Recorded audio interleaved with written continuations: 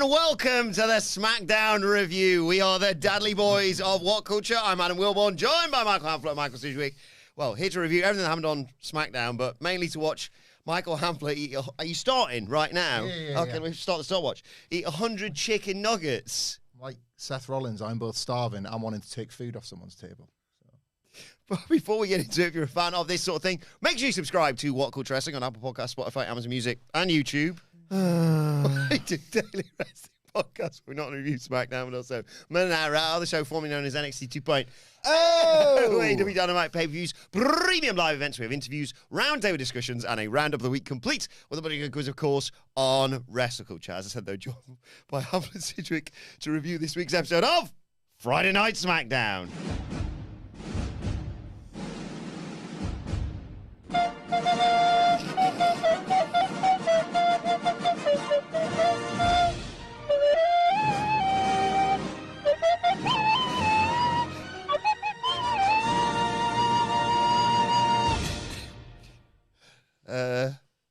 Right, Sidge? Yeah. Aye. It's Maccas for Smackers. It is indeed. So tell, in case people aren't aware, just what's happening. Hamflett, seemingly out of nowhere, recently claimed he could eat 100 chicken nuggets, basically. Belatedly, we made this for charity, so thank you to everyone who's donated to Down Syndrome Northeast for this. Link in the description of the video. No one can hear you. You've got no microphone near you, because when you're burping it through. There's a link in the description below. Thank you to... Worthwhile cause, worthless man doing it. Thank you to George McIntyre, who has aided Hamflett's burping it through by sending all these Pepsi Maxes to the office, which have been shared around, to be fair. This hasn't just all been Hamflett's. I mean, I could have one of the three. I'm serious, right? And one of my my absolute most favorite thing ever, right? It's all right. Maybe later. And my most favorite thing ever, Twin Peaks, right? Mm-hmm. Not a big spoiler. This is just a funny throwaway line of dialogue. In part one of The Return, one of the characters mocks another character by saying, "You're all right. You've barely touched your 3 meals. And that's you. You've barely touched your 3 drinks." Can we have a... Because I can't do all this and keep an eye on it, so can you let us know every 20 where you're at? I went to get these with him, and I decided whilst we were in McDonald's, I thought this might actually be not only doable, but easy for him. The shame about, well, there's a lot of things that are shameful about our modern culture, one of which is you would have had to press the button on the board. Yeah, he didn't have to go to a human being and say, "Can I have 100 chicken nuggets, please?" There was a little bit of panic. I'm allowed to tell him this, right? There's a little bit of panic. So we go to the screen, right, to order it. And he's put in 20 nugget share box. Quantity, 1, 2, 3, 4, 5. That's £35. Are you sure about that, sir? Yes. Scans the card, does it? Prints the thing out. Oh, and it just says, "Your order number 4. And we just stood waiting, watching people getting their lunch or no printout. Yeah, no one can hear you fucking talk. Let's put this to the comments. Actually, do you want Hamflett mic'd up or do you not want him mic'd up for this? Because I feel like we're missing out on key moments here with you not having a microphone. It's the problem. Just shaking his head. I will read out some of the lovely comments we've got in a second. By the way, before we get started properly, do you think he can do this? I do. Yep, everyone's saying mic him up. Yep. Oh no, one person said, "God no, get Hamflett a mic." So give the people what they want. Apologies to people who are just listening to this as an audio podcast. Even I don't agree with this, by the way. I think it's a terrible call, but... Why don't you keep it in arm range? How's that, Nicholas? Can I update things about Well, here's a very simple thing for you to do, all right? If you feel like talking, which you have done 3 times despite not being on mic, move the microphone towards your face and then talk and then move it back. It's probably better not throwing the mic all the way over here so it keeps going past the camera. It's very simple solutions. So we're in the McDonald's and, it has the screen of like, order number, preparing, order number, such and such, ready. Order number 4 never went on the screen, and we were waiting we'll give it 5 more minutes before you have to go up and go, "Sorry, I haven't seen my order on it." And then the person inevitably goes, "Oh, what did you order?" And he would have had to said, 100 chicken nuggets. I can't see the party that you're with. Who's sorry? And the very definitive, "Which sauce would you like?" "No sauce." But thanks to everyone joining us live on YouTube for this. My wife and son are watching. Hello. My parents may well be watching as well. Sorry, Chris. I told my family about this, and I mean, the missus was just disgusted. I'm not gonna lie. I felt too embarrassed to tell anybody about it. I was like, no, I think we'll leave this for the wonders of the internet to find out. Did your missus have any thoughts as a shoot doctor about Oh, this? yeah. She's not a doctor of medicine. She's a doctor of chemistry. Smart, though. Yeah. Yes, very smart. Oh, my God. You've nearly done a box, haven't you? Oh, We're gonna need an announcement, I think, every time you do a box. Okay. I think Do that's you have a good way. noise? What noise would you like from the obvious soundboard? YouTube. Oh, I've got an idea, yeah. Mhm. What came first, the chicken or the... Egg. There you go. Right, I was going to read out these comments. Smells so good. Hi to the wonderful Eric Vasquez, great Hey. first name. Good luck, Hamflett. Try elevating your knees from time to time. Jesus Christ. It may help push more burps through. Find your inner homer. You got this. Larry Robb says, hello, legends and all my wrestling friends. Sadly, I can't join live, but I'm excited to watch this. Is He's anyone done else... a box. He's done a box! You fucking disgrace. You've done 20 nugs in that. We haven't even got through the recap of last week's SmackDown to open this week's. Marathon, not a sprint, though, you know? Like, let's not be... Well, stop sprinting, you No. idiot. Imagine that. It's embarrassing not a sprint, having just done the 100-meter sprint. You're 20% through. That was... Oh, God. You asked for the microphone. You asked for the microphone. Yeah, no, I That was agree. 6.5 minutes, by the way. You did that in. I mean, that's grotesque. That's isn't a good. No, that's a good sort of. You know, when you're doing your marathon and it does your mile pace. Yeah. 6.5 minutes. That's pretty good. I'm sorry. Sorry, Larry. I was halfway through your comments when we got burped over. it? Through. Is anyone else here just to see how disgusted Sidge will be and what magical banter comes from it? Good luck, Dr. Fed. Matt Rains writes, Happy Monday, brothers. The big day is here. The day that fans have been dying for. It's time for Sidge to be on a SmackDown review pod. Give those nuggets hell, kid. Hashtag, here's a callback. Hashtag stab, gob, burp, repeat. Yep. Football is dead forever. And Kenny Osprey says, haven't watched SmackDown in about 16 years, but I'm here for this. Remember, Hamflett, it's about the journey, not the destination. Hang on. 16 years. Someone who's good at math do that for me. 2008? 2010. Yeah, I can't do math. Right. Google SmackDown results and then the nearest just to see, and then we can play a game. We can play a game. March. And the game is... Oh, Who's going to get dead off cholesterol? it's the core. You win. It's the core kicking around. Aye. Down. There was a SmackDown 2010. 19th of March 2010. That sounds like the closest, doesn't it? Yeah. Anyway, while you're doing that, should I give you my broad thoughts on SmackDown, the wrestling show? It was great, wasn't it? No, not really. Elements of it I didn't hate, so I will say that. I was watching going, right, okay, I should probably try and be somewhat optimistic because of your little rubbish WWE club on Fridays and Mondays, and people seem to like it, so I don't want to bring Tuesday energy to that necessarily. Let's put it this way, I was reaching, bro. I was reaching for positives watching this. And all the things that you could argue were good were also not exactly sensible, I don't think, so... I had a really good time watching the show. You always And- do, though, and that means nothing to me. And Like, something that less than nothing. me and Hamflett have been calling for, I'd say, months, Mhm. was finally executed to perfection, Yep. by the way, on this show. Not too sure about how this whole Randy Orton heel turn thing's going. So do you... Nicholas, can you do it? Can he do what? The Nuggets. I mean, he probably can. Look at the- Look at him. But I'm not. You know, science is real. I'm saying yes. What are you I saying? after that first box, He can do it. smashed it. But Sid, we I thought we could win yesterday, and This look how is that true. worked out. So This is true, and I forgot about second halves. I forgot about gaps in midfield. Tactical Penguin says, I've I'd taken... rather have him I than was any going Howe to at the minute. could have used a I'd rather have tactical a fucking penguin. penguin yesterday. than tactical Eddie. At this rate, I'm very upset. Obviously, Yes. I woke up still annoyed. I still think I'm Eddie in, you know. I think everything about this season can be rationalised. And I know I'm fickle. Footballers are fickle as well, right? I know what I'm like.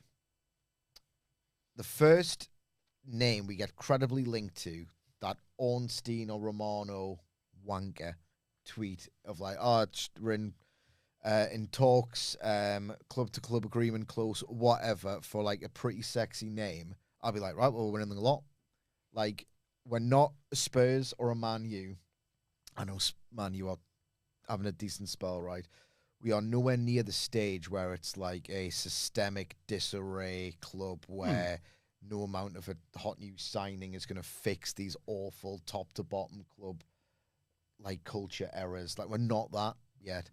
And I know a renewed sense of optimism can come with literally a credible link. Football is really like almost cruelly, like it can inspire cruel hope like that.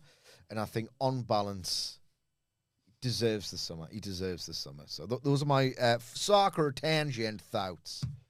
Looking at you over your shoulder, you can make the most salient point on this. You could like break it down why you prefer AEW to WWE, or why you think that this certain character should be doing something different. I'm still looking at this over your shoulder, pal. Okay. So yeah, Tactical Penguin writes, I've taken time off work to watch this. And the lovely Mimi Burris, see you in a few weeks, Mimi, says, watching this and remembering that God gives you his toughest battles to his strongest warriors. One day you'll tell your grandkids about how you burped it through. I like that. Because I'm not going to tell my actual kids right now. about Yeah. that. You don't know about this? No. My wife does. What does she think about it? I don't mixed. She knows what She she's knows getting me, into. yeah. She married this. Has she seen you do this just anyway? Because it was like Recreationally. Yeah, she's seen me like, not come close to this degree, but yeah. My regular McDonald's order got a bit of grief in the office, didn't it? Yeah, well, because you said, I don't think it's strange for people to say, like, I like this, and I'll maybe throw in a cheeky hamburger as well. But you said a double quarter pounder with cheese is your bonus burger. Okay. No. I mean, I have a bonus burger, but that's... Yeah. So I get a double cheeseburger or a quarter pounder of cheese. Not a double, that'd be greedy. Oh, okay, sorry. Got to have a bonus burger, almost irrespective With of my what the meal chicken is. select. Not just whatever the meal is. Yeah. Ooh, fancy day. She's a fancy dad. He's Wait a disgusting, second. Pete. Is that the second box? For anybody who wants to know, that is 40 nuggets. I haven't even reviewed a second of SmackDown. You're on track, yet. by the way. That's 13 minutes. So 6.5 minutes a box. How you feeling? I was feeling fine until Nicola said 40. That's psychological, Yeah. man. Yeah. Ignore it. Jeff Raidmaker says, pound them, Hamflett. You have 20 minutes. Is he asking him to fuck the Nuggets? 'Cause that's what it sounds like to me. You have 20 minutes before your stomach fights back. So you've got 6.5. Oh, God. 6.5. Pardon me. Special occasion podcast, isn't it? Our usual regulations. I am 40% through already. genuinely You're fascinated. good at math. Shut up. For reasons I can't probably, disclose, every time he burps, it makes me want to go, yeah. Tanoda says, where's the link where I can donate to Sidge for being forced to sit through the SmackDown review, lol? Honestly, it was the worst thing that happened this weekend watching this.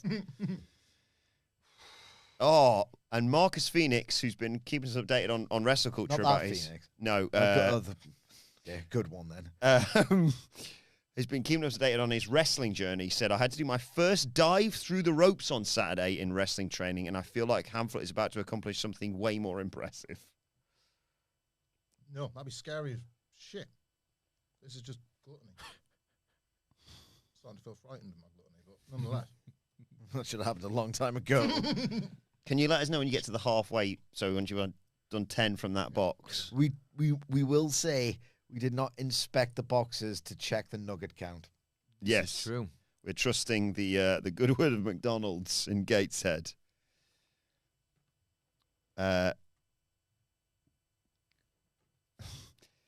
Aziz writes, Sidge's all-time favourite Randy Orton moment happened on this show. I mean, it was up there. Jeff Roadmaker says, stop breathing, go, go, go. I'm entirely too invested in this. And Ramen Nomad says, I've got a US dollar per nug for charity for you, Hamflett. Burp it through for Sir Ronald McDonald. Sir Ronald. And He's having difficulty breathing, I think. What, me? Yeah, it sounds like it. Yeah. Yeah. Be all right. And finally, before we get to this review, thanks to everyone who's joining us and donating and commenting and stuff. Mark Lee Willis writes, burpitution every time Hamflett interrupts. So I think he wanted a different sound effect, perhaps.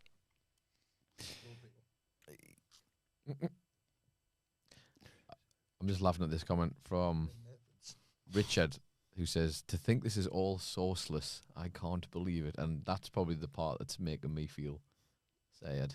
Sourceless since the day I was born. Did you see Richard Martindale, who writes, get that mic closer and angled correctly. I'm missing all the burping. Oh, I wish I was the mic. By the way, the March 19th 2010 SmackDown results. You want me to run you through them, by the way? Well, yeah, give us a wrestler, and then we'll give you the opponent, and that can be Okay. the quiz. I can tell you, so I find it on this page over here. This show, way back in 2010, was... It's not Nexus. This predates the Nexus. 2010, of course. Don't hold it in. Let it out. Trying to be a bit more. It's too late for that one. You've waved goodbye to your dignity. I was gonna say, I think that ship sailed, man. Just let Exactly. it rip. Otherwise, your eyes are gonna pop. I'm sailing away. Get all up in those nuggets, says Jeff Rainmaker again in the comments. This SmackDown 19th, 2010 was actually before WrestleMania. So it was opening the show. I've just got the results here.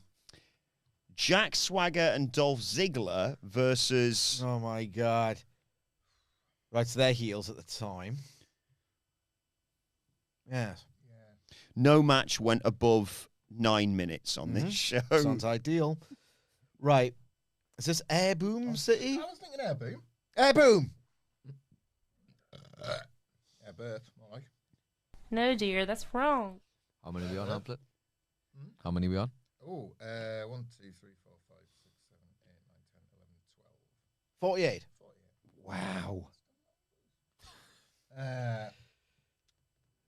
Because I was thinking of who Kane and Big Show's lot. Get your microphone close to your face.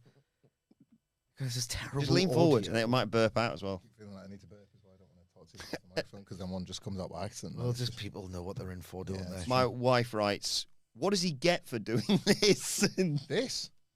This. That's what I don't like. I do understand what people don't understand, but I'm trying to keep away from you. See. Like You had a little bit of nug getting caught in his throat then. Yeah. I'm starting to feel like a bit full, so that's what I get from it. Big Like, full. I could lose.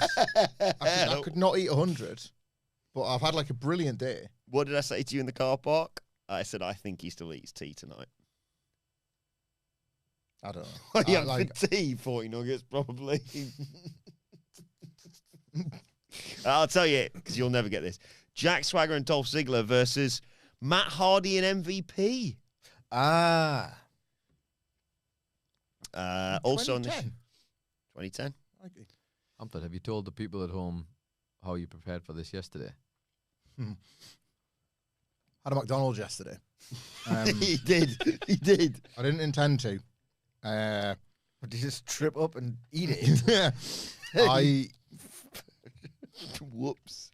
I've been asked to talk about this. I didn't bring this up myself. I promised the kids at McDonald's if we won the derby yesterday, and then I was getting theirs, and I was like, I could just get theirs and Adele's. I was really hungry as well, so I didn't get nuggets, obviously. I don't want to spoil that, but like, Don't tell me. Do not tell me you got selects. yeah. It's the same fucking thing. And those, you see those like garlic sticks things they've got? Yeah. They're badass. I'll try them like cheesy garlic sticks. Yeah. Like you bite one and it pulls away like the adverts where you get that long. Like basically it's glue on the adverts. yeah. Also on that show, you had Lay Cool losing to Not the Bellers. 2010. 26 we're going into. Not Phoenix and Natalia. Possibly.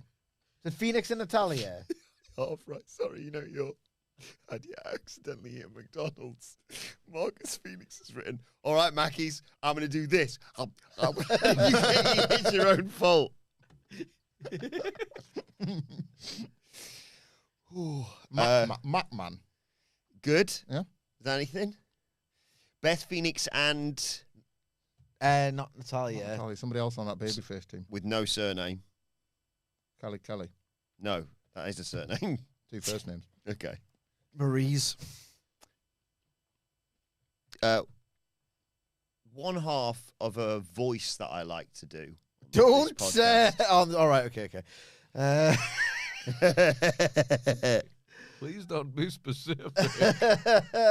So think of a female who I put a special voice on for. Tiffany. Correct. Beth Phoenix and Tiffany. We also had a match Natalia was ringside for. It went 1 minute and 39 seconds as the Hart Dynasty lost to, I'll give you a clue, one half of this team was very successful on Friday SmackDown. R-Truth. And? Evan Bourne. No. R-Truth and... Currently with All Elite Wrestling. Big Show. No. Recently saved a great deal of money on hair products. It's only really you, We'll Dad. eat, yeah, baby, we'll eat. But no, I don't think this was in AEW, but it was, Don't know. was it in CMLL maybe? John Morrison. Yes. Oh, Then- because that was who Truth turned on a few months later. The longest Take match. your word for it. Smoking, wasn't he? Of On course. The longest match of the night. Sorry, Carl Foot writes, halfway reminder to nug up or shut up. Hashtag going in dry.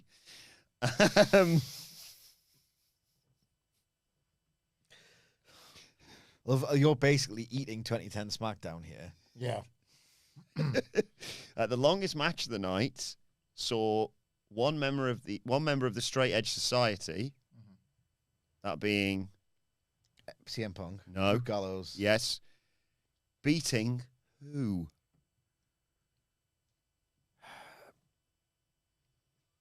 Big Show.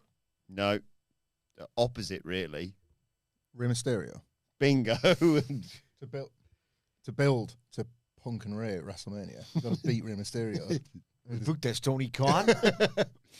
And then we had a 2 minute and 15-second match between someone who has a rather good record at WrestleMania The Undertaker. and someone who, well, despite his actions on Friday's show, is probably still going to be on the WrestleMania card. Drew. Yeah. Wow. What? Yeah. Well, he's getting beaten like a drum. Yeah. It stupid dickhead didn't get over. He was getting nowhere, wasn't he? Like, You go squish now. Jeff Raidmaker also writes in all caps, give those Nuggets a good rogering. Did I Okay, do British definitely. right? Okay, we are not having sex with the Nuggets here. I've just realised we haven't reviewed a single second of this. Joe, just going in on this, the dark match for the March 19th, 2010 SmackDown. Dark match. Edge, John Cena, Rey Mysterio, and Triple H beat Batista, Chris Jericho, CM Punk, and Sheamus. Sid, I never thought I would see you so enthusiastic to review SmackDown. there's a dark match that's just appeared on a vault. It's from December 97, right? Don't worry, guys, gang. It's got Terry Funk in. It's Chainsaw Charlie and Cactus Jack. Yep. and Undertaker and Austin versus the Nation of Domination. Rock is like workshopping how much of a heel he is. Still in his like Nation gear where he's wearing sunnies and is like lipping off the fans. Austin works in his denim shorts. No. Works the whole match. Not even just a brawl. Like works the actual match. Like Was that important enough to prevent further the SmackDown review from happening? You thought so? I thought so. You might want to see it. What's the count at them before we get into the SmackDown review? What's the count? Yeah. 1, 2, 3, 4, 5, 6, 7. 53. I'm feeling really full, like. Yes! Like, that's the... Well, you know what you should do? Ooh. Should he take a break? I don't know. By the way, Jeff Carlson writes, what is Sidge talking about? This is normal. Which is a fair assessment that we're nearly half an hour in, I think. Welcome to the SmackDown coverage, Sidge. We've been expecting you. What is it? You can check out anytime, you can never leave. Yeah. Also, final couple of comments. One here from Matt Rains, who says, that SmackDown in 2010 only had one women's match on the show, though, Sidge. So before we get to the name of the game... and I think is that Andrew Pollard? I think it's Andrew Pollard. It does weird things with people's names. It is the lovely Andrew Pollard, who's done a brilliant interview with Swerve, which is available right now on the WhatCulture Wrestling channel. Just swinging by to watch the demise and rebirth of Hamflett. Don't tell me he's dry dogging those nuggets. Have them out moist. Can't wait for the celebratory McMuffin tomorrow morning. Oh. Like, I'm feeling the kind of full now where, like, the idea of more food is putting me off, which isn't what I consider, like, my version of fine dining. You know, like the... It's not happening on SmackDown. And... So, have you ever felt full, though? Told you, man. I've only ever been to one all-you-can-eat where I've eaten all I could eat. Like, and I'm heading towards that now. It's because it's Centurion Nugs. my wife writes, I feel No one. Do I have a gun in my hand right now? No one held you at gunpoint and said you have to have 40 before the review starts. So that's kind of on you. Man, I'm having a nice day. Like, I'm having a nice day. this is good. This is good. Jack Cassian writes, I pulled my kids out of school for this. Ask anybody to do that. My wife writes, Mr. Emmanuel Kant over here. This is good. Determining what's good or not. My wife writes, I feel like there should be a rule that he can't have more than 10 seconds without a nugget in his mouth. It's usually where he lives by. Jeff Raymaker says, in all seriousness, if you don't get this done, nobody leaves here satisfied. And Kid Icarus is back in the chat. Great to hear from you. Hello, legends. Long time no chat. But like Roz from Monsters, Inc., I'm always watching. Hamflett is a man after my own heart. Nuggets with no sauce. Best way to do it. Yeah.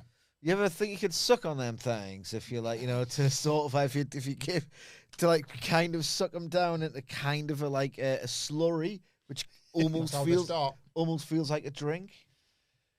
I'll give it a shot. What about going two at once? Nah, I'm feeling really full. I might be done soon. Don't, because there was a gentleman's agreement where I could have some nuggets if you tap out. Yeah. Also, Now you got to try. I'm going to try. The chat has broken. Sean and Vander's having a chat whether about you have to take them all orally or whether you can South Park that bitch, basically. Shove them up your ass and grab them out. Right. That's half an hour. Should we start talking about what happened on SmackDown? Yeah, half an hour. Yeah. Warm. Have you done it in a box? No. Ah, here he is. Here we go. Pretty hot. Glass smash. Let's go.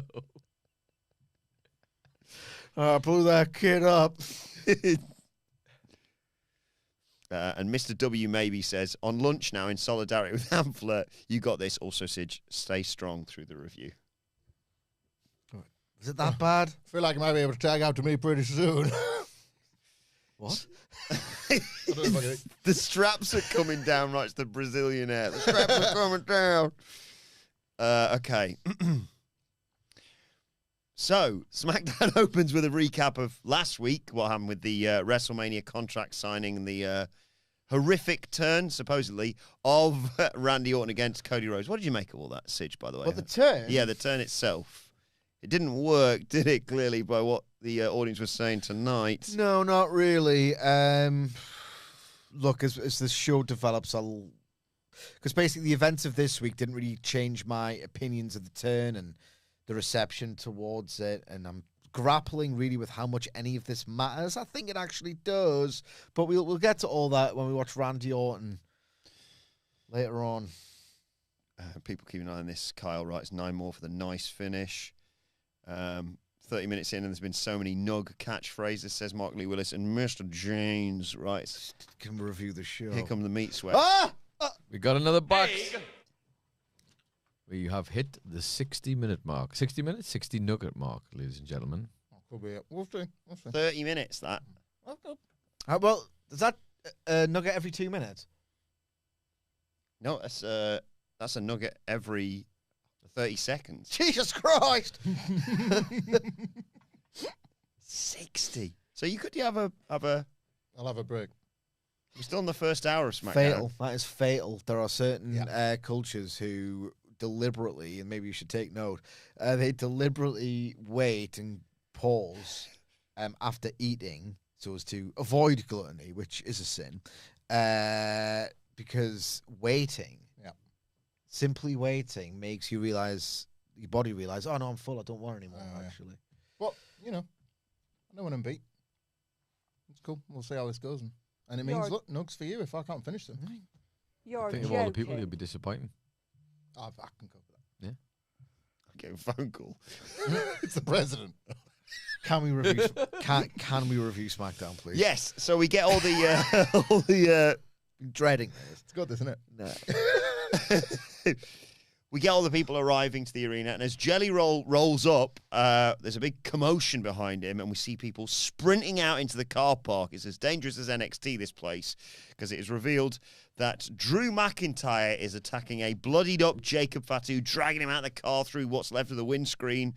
He's T-boned the car. He's kicking the crap out of him. Just in case. See if I can make some space. And Make some space with gas. I ain't no science matist. And as we... Oh, my sweet Jesus. Oh, God damn it. That's gross. That is absolutely gross. You're such an arsehole. A fucking idiot at that as well, because we told you 1 million fucking times. Put the fucking microphone towards your mouth when you want to talk.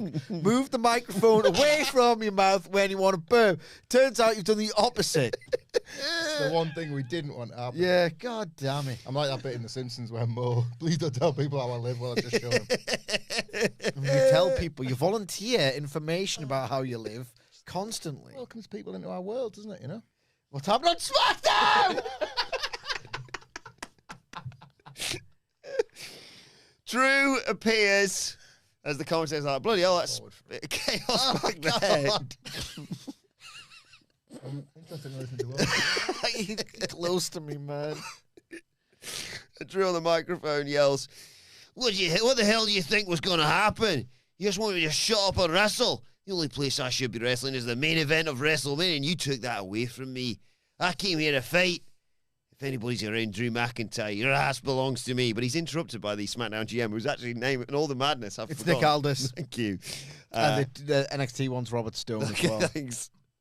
Says, what the hell's wrong with you? What's your issue, Drew? I swear to God, you're the most self-sabotaging person I've ever known in this business.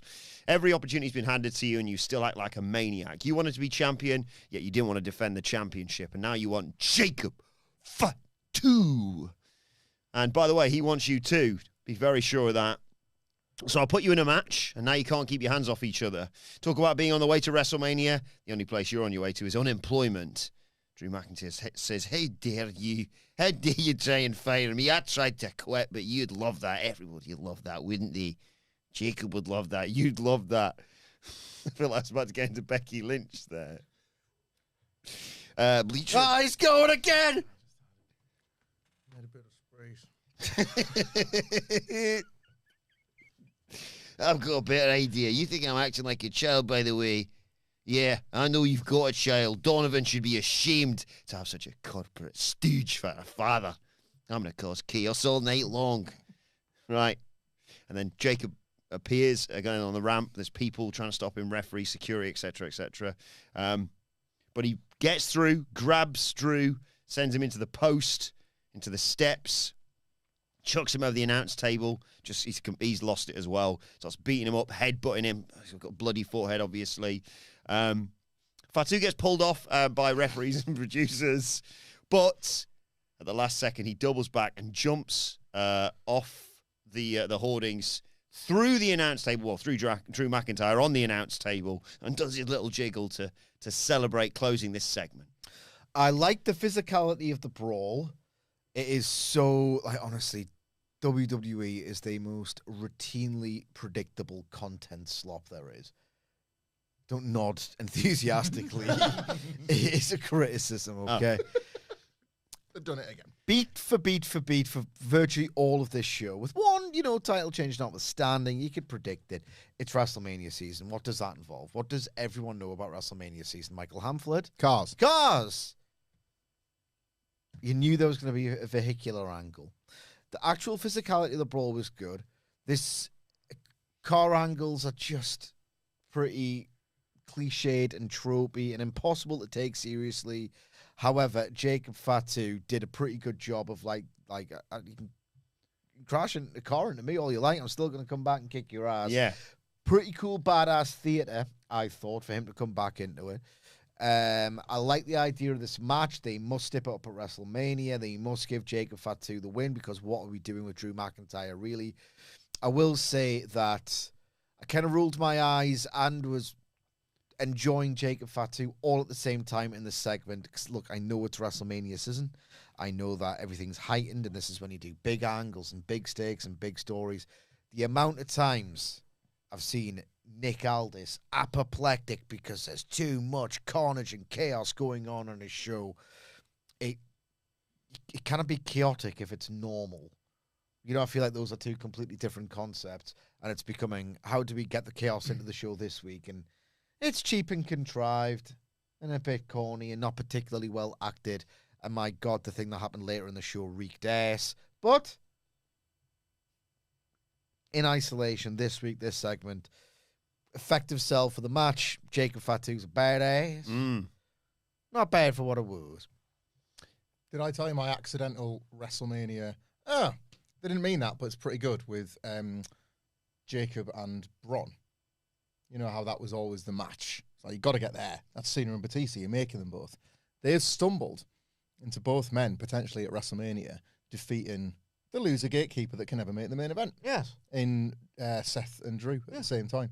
So they could actually still keep that. Both are getting kicked out of the shows constantly. Yeah. So the parallels are being drawn. Stereo ascensions. I like the idea. My fantasy booking idea way back when was a stereo ascension, when there was a strict split between the rosters. You have one guy debut on Raw, one guy debut on SmackDown the week after WrestleMania. Then they're both kind of going undefeated streaks. Maybe they pick up an IC or a US title here and there. People start to compare the two. It's a natural thing for wrestling fans to do, and all fans of things.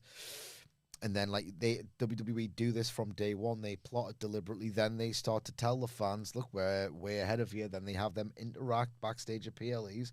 And then from people who didn't even exist at WrestleMania, say it was happening at 37, at WrestleMania 38, they now have a match in them. So I do like this sort of thing.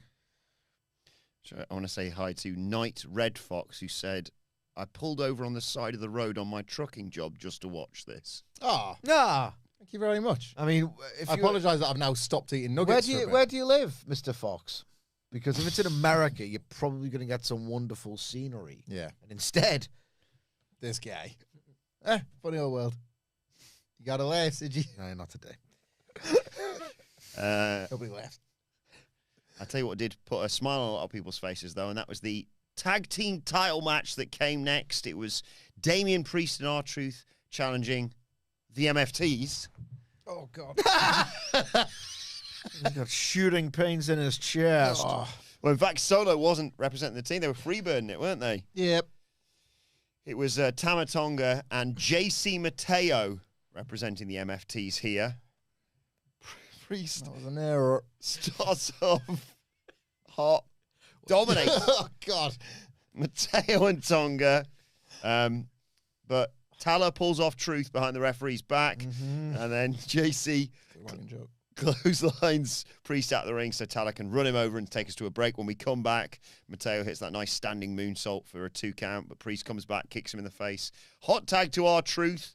Ron Cena, he channels as he hits shoulder tackles, protoplex, 5-knuckle shuffle. Can't get the AA, though. Tama gets out. Feel one brewing. Yeah, I know, me too. Get the mic nice and close, because there's some, I think, Fetishists in the comments? burp perverts in the old chat. Bob Porval. Yeah. Have we got a count, Hamflett? A latest update on the count? I think I'm on about 65. We'll do 4 more. Will Nah, you still need me? Will you still feed me? When I've ate 65. I need to walk around a bit. Well, you can't. You're No. stuck. Yeah, it's a challenge. That's part of the challenge, isn't it? You could do some, like, cycling in Yeah, maybe. Not sure about that. Keep talking about the great wrestling. Shut up, man. I'll just be here. Moving the old legs, sending some nuggets down straight off. What was Eric's his advice? Hmm? Elevate your legs. I'll do my legs now because I feel like I kind of just did that and squashed everything together. Yeah. John Harrison simply writes, the more guttural the burp, the better. Well, that's going to help us. I see it. Some nuggets went south. That's how the body works. Wingnut for Life writes, just check my McDonald's app here in my hometown. This would have put me back $52.50 before taxes. I paid like 35 quid to feel like this. Oh, God. You look like Bulldog cutting that promo. He did. I've been wrestling since I was 16 years old.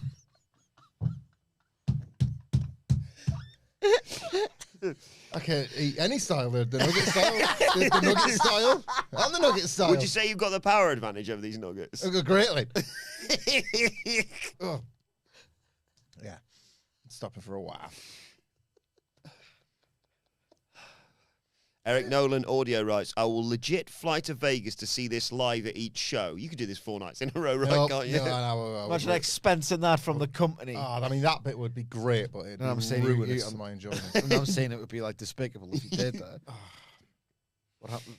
Recap the match. So, yeah, He's just excited to get to the finish. yes. Goes to the AA. Tama gets out of it. MFTs take back over. Double team R-Truth. Priest gets thrown out of the ring. Truth hit Tama Tonga with a stunner out of nowhere. Tama gets... Just makes up as he goes along. Then John Cena is like, oh, you Austin stuff I want. Tama- Stop me, Triple H. Truth locks the STF on Mateo, but Solo created a distraction which allowed, I think it was Taller Tonga, wasn't it, hit a choke slam on the apron. Truth, though, kicks out at 2. Then the Wyatt 6 appear, and the MFTs go and deal with them. Well, most of them, because Uncle Howdy sneaks up and gets a mandible claw on Solo Sikoa at ringside. So JC Mateo rolls out the ring to chuck Howdy into the barricade and make sure they keep hold of that lantern, of course. But in the ring, Priest hit Tama with a lariat, and Mateo gets hit with an AA from Truth. 1, 2, 3, new tag team champions. Congratulations to them. I have precisely 2 thoughts on this match. One of which has nothing to do with the match, actually, come to think of it. You hear about Tama Tonga, by the way? A fined. Oh, I did see this, He yeah. got fined What's he done? for posting footage of the rehearsal. I think he just TikToked them standing around in the ring going through spots on the predetermined pro wrestling show. dear. This is the 2nd time in his career he's been in hot water for that, isn't it? Really? He's done it before? Yeah, I don't know if we can talk about that yet, but whatever. He's done it. I will say, right, this is total, fed content slop. Distractions, barricades, R-Truth being a goof, all the rest of it, all the hits. I have one nice thing to say about Tama Tonga in the ring and this match. And I never thought I would praise the Moves of Doom sequence. Like the thing that makes everyone who's ever taken it look stupid, breaks my immersion in even the better John Cena matches. Tama Tonga swung for the fences before the what's it called, the sit out, whatever. Yeah, the set up powerbomb. Yeah. Yeah. It spinning. Threw for the fences, swung for the fences there. And when he was in it, he was flailing his legs about like he was scared and wanted to get out. I've never seen anyone sell that as if, oh, Christ almighty, someone doesn't want to be in there. It's always like, oh, Christ, yeah, I'm working Cena, duck, whatever, yeah, punch. I'm an idiot. But well done, Tama Tonga, I guess. Big pop at the end, wasn't there? Mm-hmm. Job done by the MFTs, just like we thought. Yeah. Like, keeping this mid-card alive. Wilbourn gets his Lantern 10-man tag. Yes! WrestleMania. Come on!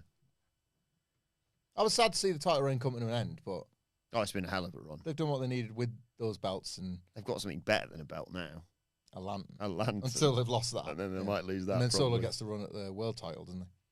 Well, there were comparisons to Roman Reigns on this show. Got a lot of engagement here. Do you want to do something like this again one time? I mean, you're the wrong time to ask me, but in principle, yeah. Ask me tomorrow. Different conversation. Right now. Ask you tea time. Right now, pain. It's just physical pain right now, but later, maybe. So, Kathy Kelly's backstage with the Bella twins. Can they take down the Irresistible Forces tonight? Well, they say they think so. And pop a nug. I can't right now. Anyone underestimating them is making a big mistake. Huge. It's going to be even sweeter when they beat Nia and Lash for the titles. Nikki says they paved the way for the women's tag team titles to even exist. They've made history during their careers. In come Charlotte Flair and Alexa Bliss, who say, of course, you guys skipped the line to get a title shot after you cost us our victory, let's be honest, last week. You're selfish. And Alexa tries to butt in, and Charlotte just tells her, shh, I got this. Just eat your ice cream. They're eating ice cream, by the way. Greedy. Charlotte says they're not going to interrupt the Bella's title match tonight because they're not trying to be the center of attention. Whoever wins, we want next. And Nikki says, no, I want you to be out there and watch. See how the real legends get it done. And then Bree steals Alexa's spoon. Speaking of the Bellas and stealing, you've seen the YouTube short of Danhausen stealing Nikki Bella's hat. No. It's good stuff. I won't spoil it. Danhausen was on form on Oh, Friday God, he as had well. such a good night. And then we cut to Candice LeRae, who doesn't know what to do. He's garging out on the old production crate again. Then Danhausen appears out of nowhere. She says, any chance you can help with this? He wants $20 human. She gives it to him and he disappears. But then the Motor City machine gun storm past them. The bit of the camera cut Yes. to see Danhausen scurrying off with the 20 was unbelievable. They're nailing it. Yeah, they are. And then there's an interview with Sami Zayn backstage. Talks about him being heavily involved in all the drama with Cody and Randy and the title, obviously. What's your reaction to what happened at the end of last week's SmackDown, Sami? He mentions he's got a match tonight. They knew Sid was going to be reviewing it, so obviously they booked an Aleister Black match for the first time in months. Yep. Thanks, guys. Thank you. That should be 100% of his focus, but he can't stop thinking about Cody and everything that's gone on between them. You all right? Yeah. Okay. In the last few weeks. 60-odd chicken nuggets, it's hurting. So I can you walk about, but You can't. I can't. I ain't like shake your tits or something.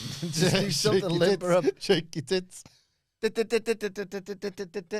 your tits. Shake your tits. But he puts over Cody for all the good that he does, but then he ended up in a pool of his own blood and stuck on a stretcher last week. While Randy Orton, who Sami also looks up to, you know, he did what he did, and look where it's got him. WWE Championship in his hand, main event of WrestleMania. Sami says, I don't know what to make of it anymore. Starting to feel like the more I do to try and do things the right way, more, things go wrong and people are pulling away. I don't know. What I believe just doesn't exist anymore. Then a real fucking star shows up. Trick Williams having the conversation. Yeah. I really like Sami, I will say. He's back, isn't he? Yeah, Back for you. but I did. Yeah, it's all very sad and all that. And then Trick Willie just shows up. Just cock-a-hoop. What was he said last week, Sami? Huh? Good luck against Jacob Fatu, the monster. Guy who just got in a car wreck and got back up. Nobody here can beat. Except Trick Williams. Let's talk about it, he says. I see the look on your face. It hurts. But hey, man, you know what they say? When life gives you lemons, put on your lemon pepper steppers and mind your own business while the grown folks talking. Yeah! Oh my God. Sammy says, we've been doing a lot of talking. How about we just fight right about now? And Trick goes, whoa, whoa, whoa, take it easy, pal. I'll have a look at my schedule, see if I've got time. You know, you got that match tonight, don't forget. I might come out and check out that match with Aleister Black. Maybe I'll give you some pointers. And Sammy's like, yeah, get a real good look. I love these two on screen together. They are tremendous. Trick Williams can say, and he's got that Rock gift, where he can, like the Rock, sorry, Nicholas, but in 1999, particularly, the Rock would just say, out, and it was funny. And I'm not being funny, it would be out. Sometimes it would be rubbish written down because a lot of it was penned by Brian Gewirtz, who had some good material in him, but also some shocker material. And because he was the Rock, I've used the example before, but there's the famous Raw where he invites Austin out to the bridge for the Barney, and he gets a fishing rod out, and he's just doing this like sort of Rock just say things for a minute or so, and he goes, I'm about to catch a fish and going fishing for Steve Austin. I'll probably catch a mutated freak fish because he's such a son of. It's like what? What's that, Rock? Funny. Trick Williams can say anything, and it's loaded, drenched, sticky, with just star power. And I want to be this Sami Zayn thing's good. This sort of storyline I hate. Why is a wrestler preoccupied with one of their colleagues being a bad person and like embrace the hate genre of storytelling? Yeah, and it's the second successive year that Sammy's doing it.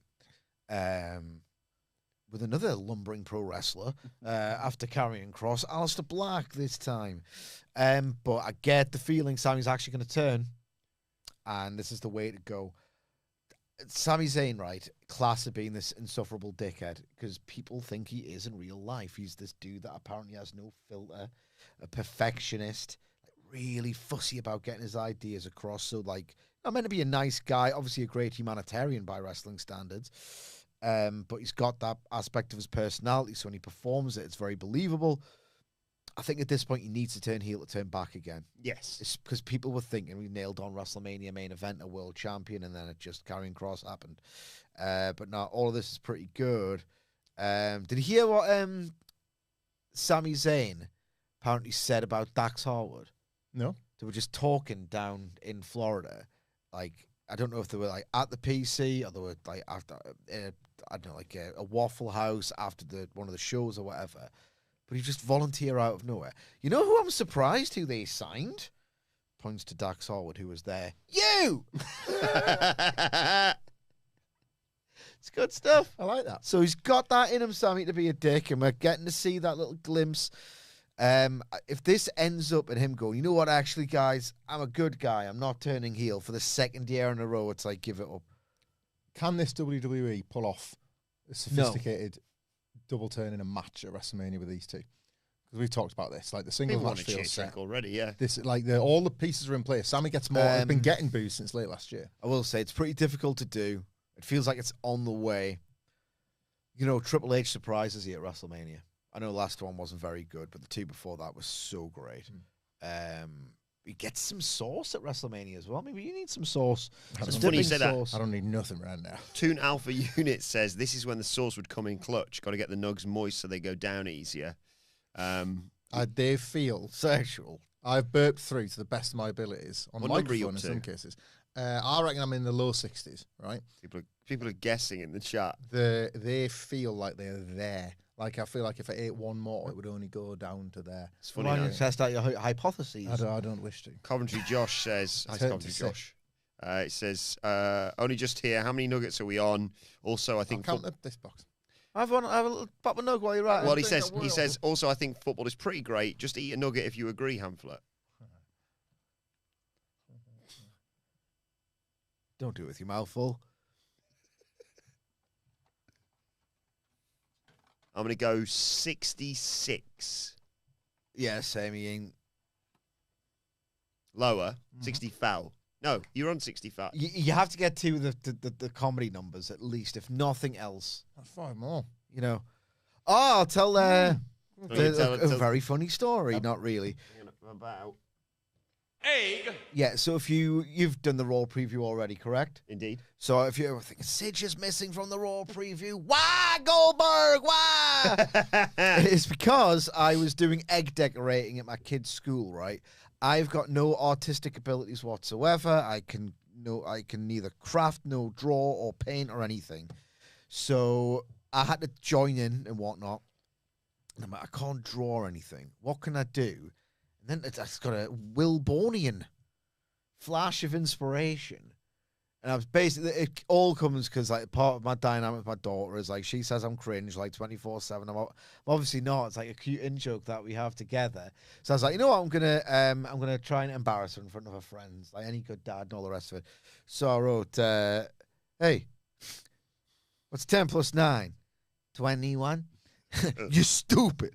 I wrote 21 on an egg. I also. He loves it. I'll do that myself when I get home. Yeah. And I also wrote 6, 7 on an egg. And then on the back, like on one side of the egg, 21. And then 6, 7 underneath. Turned that sumbitch literally sideways. And I came up with a pun. Cadbury's meme egg. Mwah. So good. Even better is that it was an actual competition for who's the most artistic. And Charlotte's taking in a Cadbury's meme egg.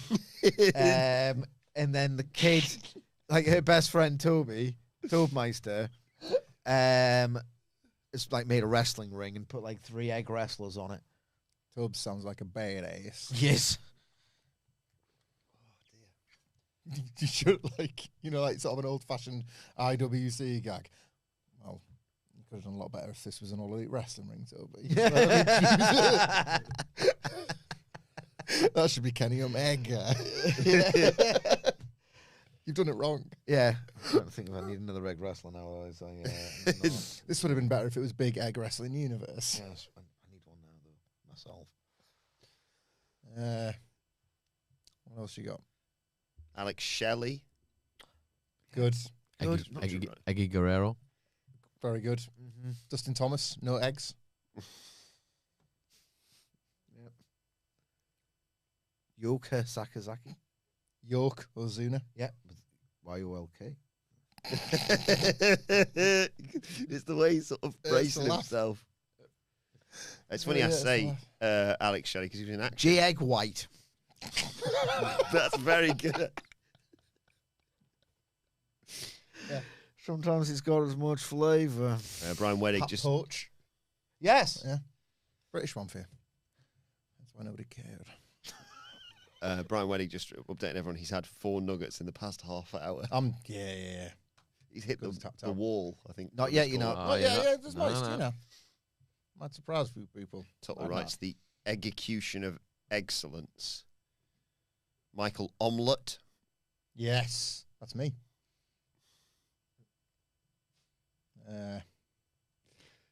We had this with, was it frog stuff on WrestleCulture the other day? Frogs. We did fish in AEW last year. I remember Someone that. tagged us saying, why did you not say Hornsfroggle? Ah, Good. good one. Sunny Kiss Side Up. Excellent. Excellent. Jonathan Poachman again. At the same time they've written it. Anyway, but yeah, Alex Shelley and Chris Sabin of the Motor City Machine Guns took on one of our favourite NXT tag teams, in fact, Fraxium. That being Axiom. And Nathan Fraser. When I'm cleaning windows. Been a while since we've seen them, isn't it? As Fraxium, yeah, dick around backstage and that, but They clear the ring early on with super kicks, take us to a break. When we come back, Fraser hits a running dive over the ropes onto both of them. There's a splash from Fraser to Sabin, but Shelley breaks the count. And then Fraxium hit that awesome rolling double team. I think it's called Chasing the Dragon. yeah, It's like a brainbuster super kick combo, basically. Sabin gets put on the top rope, but he gets out of it and hit a crossbody on both members of Fraxium to bring in Shelley. They hit a magic killer for a near fall. Then Candice LeRae appears on the ramp They all get into it. Fraxium take out the machine. Chair. What's the chair? Machine guns with suicide dives to ringside. Do that. Sabin kicks out of a roll-up, and that allows Candice LeRae to cheap shot Nathan Fraser in the ropes. Sabin rolls up Fraser, pins him 1, 2, 3. The key here being Sabin's buzzing post-match. He hasn't got a bloody clue. But Shelley does. Two thoughts on this, right? I'm going to look at it from two perspectives. The first perspective is generous, for the Fed. And the other one is my more accurate, honest assessment. The first one is this kind of thing probably goes really hard if you're a WWE fan. You know, if you watch the other company in the world, AEW, it is a relatively heatless and unexciting or dramatic or not as well worked version of what you see on 45% of any given episode of Dynamite. I will say this as well. If you're Nathan Fraser, right, and you are Ben Carter in 2020, and you are this in 2026, and if you look at Nathan Fraser is never going to headline WrestleMania. He's a Fed mark, right? Okay. And he's a God enthusiast as well, from what I understand. Give us each day our daily Fed. That's you, isn't it, as well? Yeah, I like that. He likes that. Likes that a Good. lot. He ain't ever gonna wrestle. He won't mind. He's living his dream, doing heatless tag matches on SmackDown. That's his dream. Pretty sad dream, if you ask me. Waste of potential as well. While I'm at it, but this is what he wants to do. Okay. Because this is not necessarily a criticism of WWE one way or the other, but I just find it odd when certain wrestlers work for one company, not the other, and vice versa.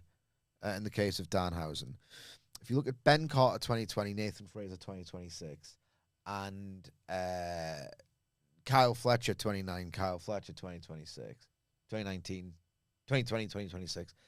My God, this dude is in the wrong company and he's on a hiding and nothing. He is as fast as he ever was. I have seen no noticeable improvement in his physique, in his ability to conduct the crowd, in his ability to generate noise, drama, career moments, milestones. Absolutely nothing. And this dude is so insanely talented. It is, in fact, I don't want to call it regression. I don't know if it's regression. I think that's harsh. He's certainly stagnant. You know, he's in the Chikara stable. Or he might have regressed. That might be harsh. Maybe he's just so eager to prove that he can still be the good super worker of the Fed, guys. The next Seth Rollins, as if we needed a first. That there were two moments here where I'm thinking, oh, God, what are you doing, kid? He's so rapid. It's still a spectacular sight. He's so rapid. He goes, bing, bing, bang, boom, in between the ropes. And then he does that jump over the top rope. It is Charlotte Flair. Looks like, PCO doing damage to dudes compared to what he just did nothing and then fell over, and then he did a crowd fire up and no one reacted because he looked like he didn't out. That rolling thing into the brainbuster as well. It's like Kalani Jordan tier of that was pointless. So I feel like he's going too fast and he's adding completely nonsensical tweaks to his stuff in this bid to try and maximize his minutes. I would describe it as an ill-fated bid to maximize his minutes. Yeah, this dude, if you look at a Kyle Fletcher between 2020 and 2026 and this dude, picked the wrong path. I quite like the seemingly likely outcome here that Candice LeRae joins up with Shelley, who convinces Sabin this is pretty good, actually, and she just joins the Motor City Machine Guns full stop because Gargs is going south. Nah, he's not. You don't think he'll leave? Nah. You'll see nail marks in the doors of Titan Towers if they have to drag him out. I'm serious. It's Tommaso versus Sean and Paul, isn't it? The two sort of things pulling at him. Triple H is He wins. magnet to Mr. Gargano. Yeah. A magnet. Sorry, just this chat is now kicking off that you haven't eaten a nug in a while, or given us a burp. Well, one begats the other, but I'm in a significant amount of pain. Like, it hurts everywhere, upper body wise. This is what you trained for, though. But you see, prepare to fail, fail to prepare.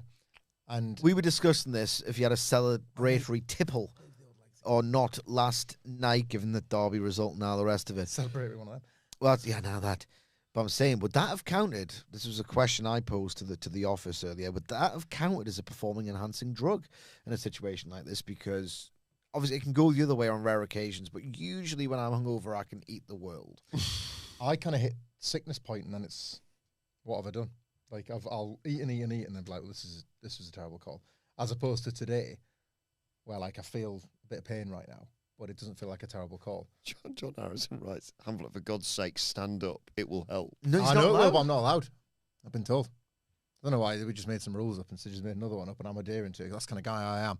But like, You're a rule follower. Does that mean I can Massively. say anything and you do what I say? not necessarily anything and everything, but this particular context. Get any goddamn news. See this? Surrender- Let's see, work this through. Surrender Cobra is good for digestion, apparently. Surrender Cobras. Right. Try that. And Hedgehog Action writes, degeneration eggs. Is this anything? Yeah, that's It is something. That is something. something. That is It something. is something That is like something. that. Mark Lee Willis as well. What was that? You're dealing with the eggs factor. There was people saying that. Poultry in motion. Good. Oh, I like that. That's good. Anyway, back to SmackDown. We get a recap All good stuff. of Been a good podcast. Punk and Roman. And Randy Orton comes out next. Cheered his way to the ring. They sing his song, despite bloodying up the world champion last week.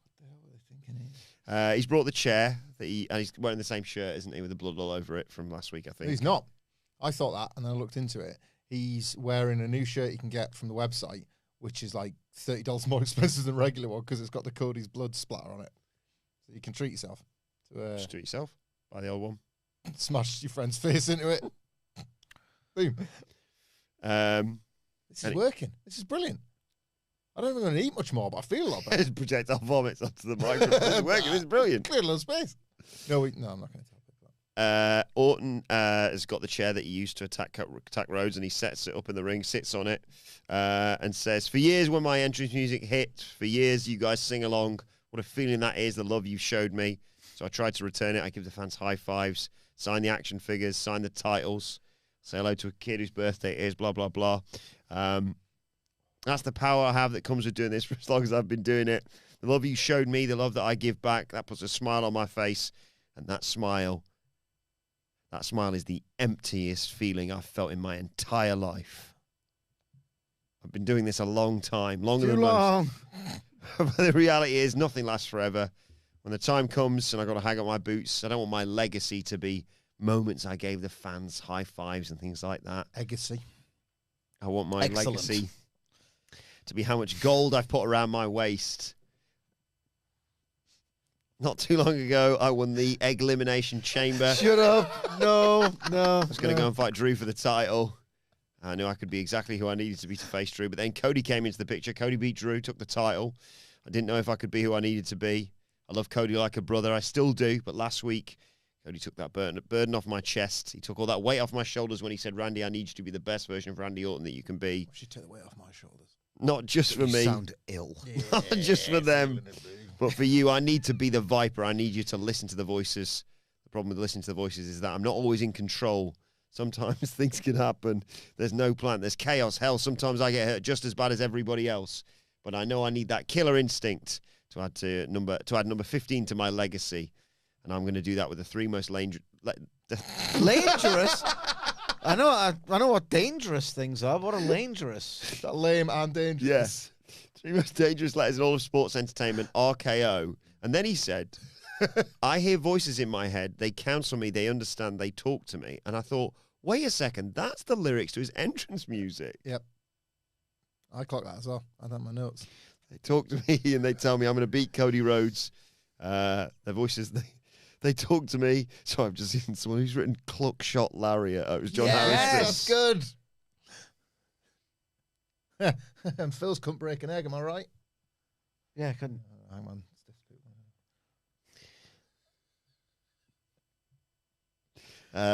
Yeah, the voices in my head. Talk to me saying I'm going to win the WWE Championship in the main event of WrestleMania.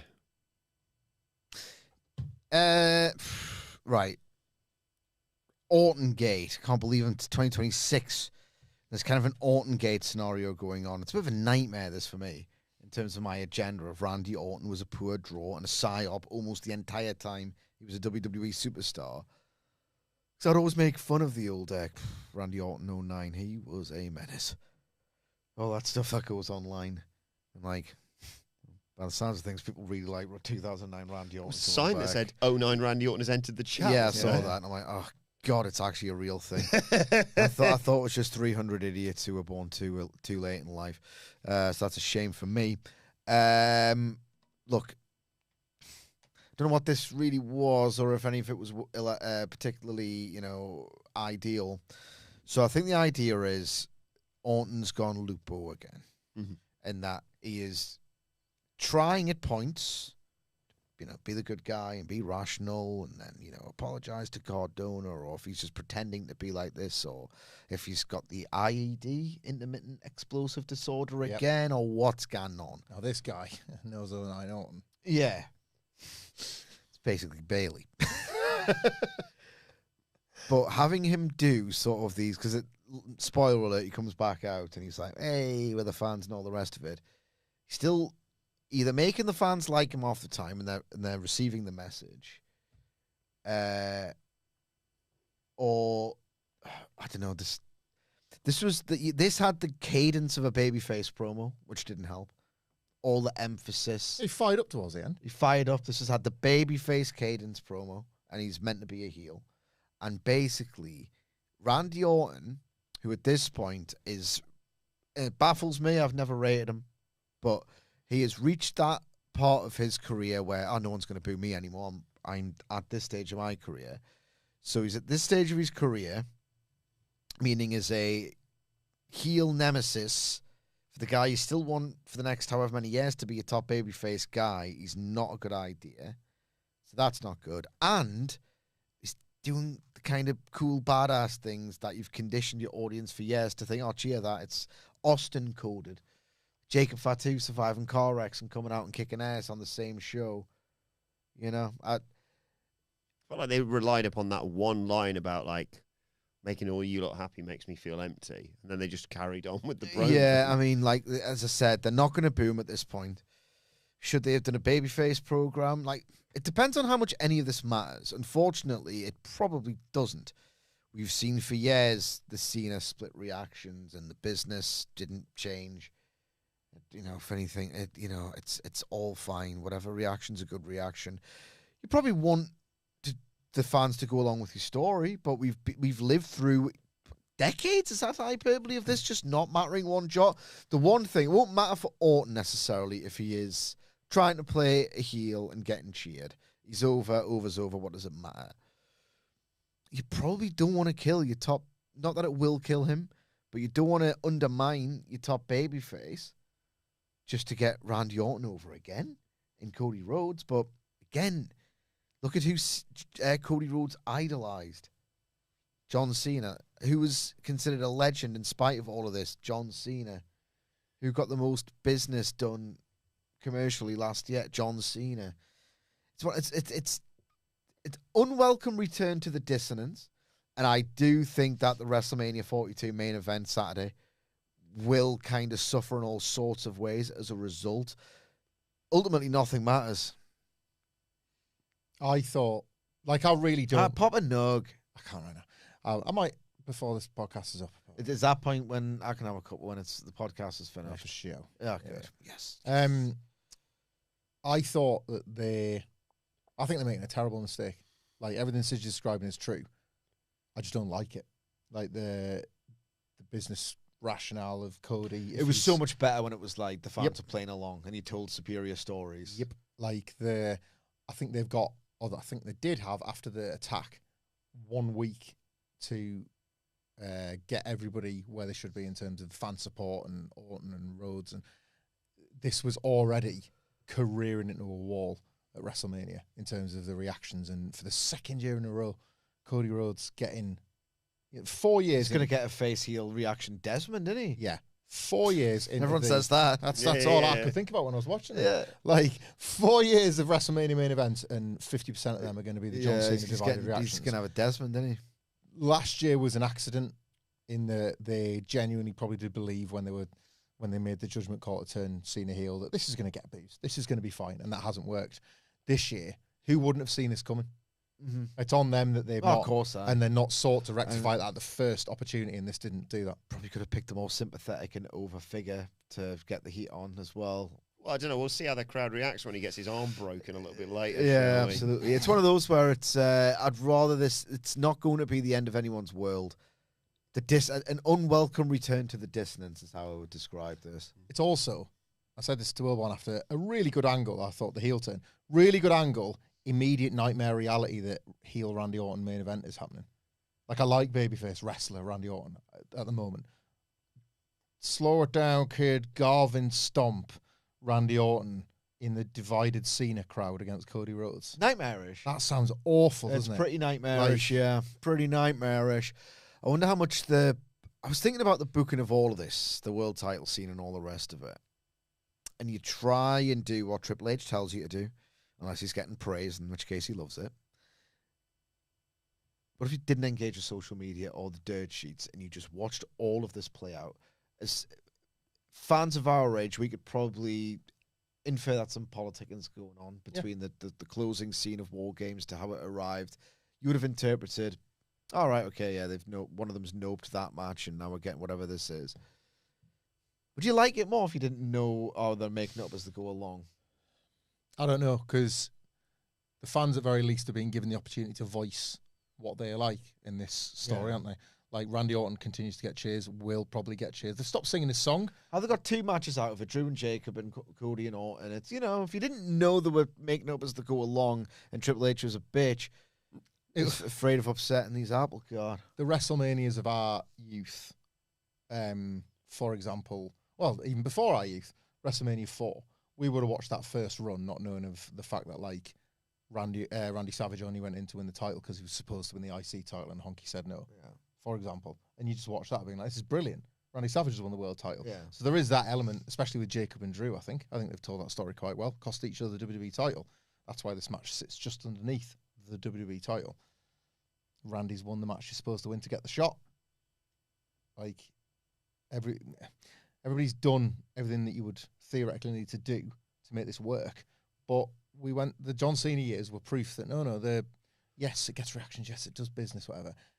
The noise is supposed to be one way and not the other. Yeah, no. The noise is not supposed to be divided, is it? I hated it at the time, mate. I hated it. Roman's whole babyface run was ruined. It was ruined by it. Never really picked up as a result. And like, giving Cody that third world title after everything, it just feels like that hasn't helped the perception of his character as, the golden boy.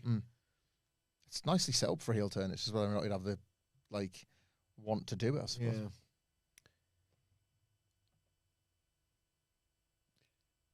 Mr. Jeans writes, do the rules stipulate that he had to eat the nugs, or do they just need to be inside him? No, he had to eat them. Putting the nugs up my ass. This is another thing. Stop fixating on his asshole, everybody. Put the nugs up my ass. It's nothing I ever wanted to think about. Listen, gang. We did have a thing as well of a nugget is still nugget if it's sick. So if he does vomit, provided he eats up like a dog, much like a dog, the vomit, it still counts as a challenge. When he craps him out, that's it. That's no longer a nugget.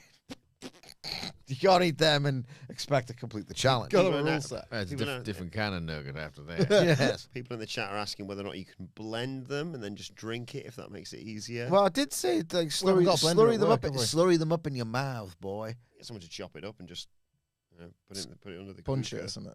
The cooker's broken, isn't it? Otherwise, well, because why don't you mash it down with your fist and make it into like a patty. Because I'm still not convinced I could eat it, and then I don't want to waste it Well- because you guys could get nugs out of this. I will, Don't worry about me. I can get nugs anytime I want. I want you to. Yours gone, aren't you? I'm nearly gone. well, this like, this might help. Benno in the chat. Hey! Benno! Benno, who, for those who don't know, is Benno and Hamflett's In Your Don't House. plug your podcast, mate. Right there, I'm going to plug it right now. Thanks, Benno. Give me the opportunity to do it. There is Stealing our fans away. there is no, you can enjoy both podcasts if you like. Me being Dr. greedy and Fed thinks you can enjoy more than one thing at once. indulgent and disgusting, you'll get loads of that on Benno and Hamflett, where a little special delivery has dropped today of SummerSlam 97.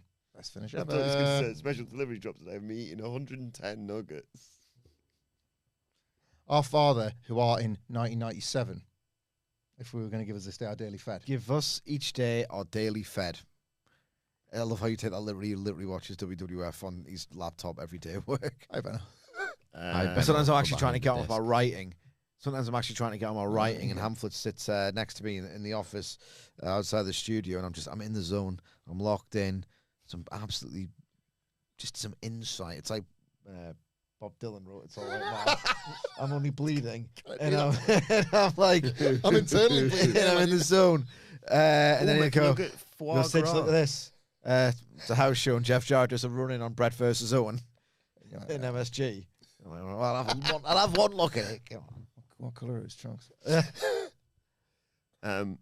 This lovely comment here from Francisco, who says, "Good luck and be careful." Sorry, the comment before that, he also says, "I can't believe he's gone through two boxers.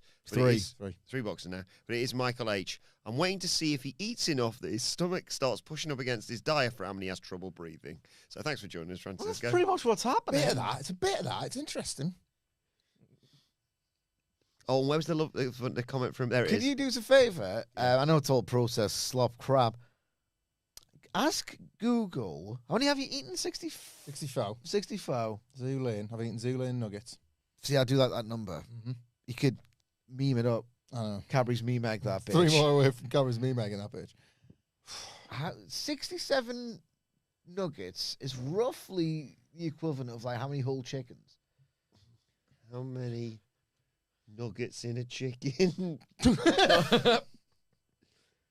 Because the nuggets are made of A that. single whole chicken can yield approximately 50 to over 200 chicken nuggets. I've eaten a whole roast chicken. It's like that bit in Friends where Joey's got to eat the entire turkey. You've eaten Monica that. made it. Yeah, I've done that. I'm like Darby Allin because Joey's like, this is my Everest. This was mine. And I didn't make it to the top. Respect to Darby Allin. What happened next on SmackDown? Well, it relates to this comment from Aziz, who says, Orn's new gimmick should be to go up to so-called work rate wrestlers and call them nerds, bullying them from now on. Basically, he should become Sidge. Because out of the commercial break, Randy Orton runs into Matt Cardona backstage. I mean, how am I meant to jeer this man? Imagine this. Oh my God, he sound like. I was just thinking like Randy Orton on like this version of Orton, like on Collision. They're all like a foot short than him, and he just does nothing for nobody. Sells now. I'd love it. Big tattooed Sid Yep. in the modern era. Oh, that'd be good stuff. Yeah, Cardona's like, what the hell was that last week? You know, I've known both of you for decades. We're like brothers. Orton says, you freaking kidding me? You of all people got the nerve to talk to me like that? Don't you got some action figures to play with? Mark-ass stooge, you indie nerd. You're wasting my time. And he sucker punches Matt Cardona. Tells him to stay out of his business. He wouldn't understand. Belt him up.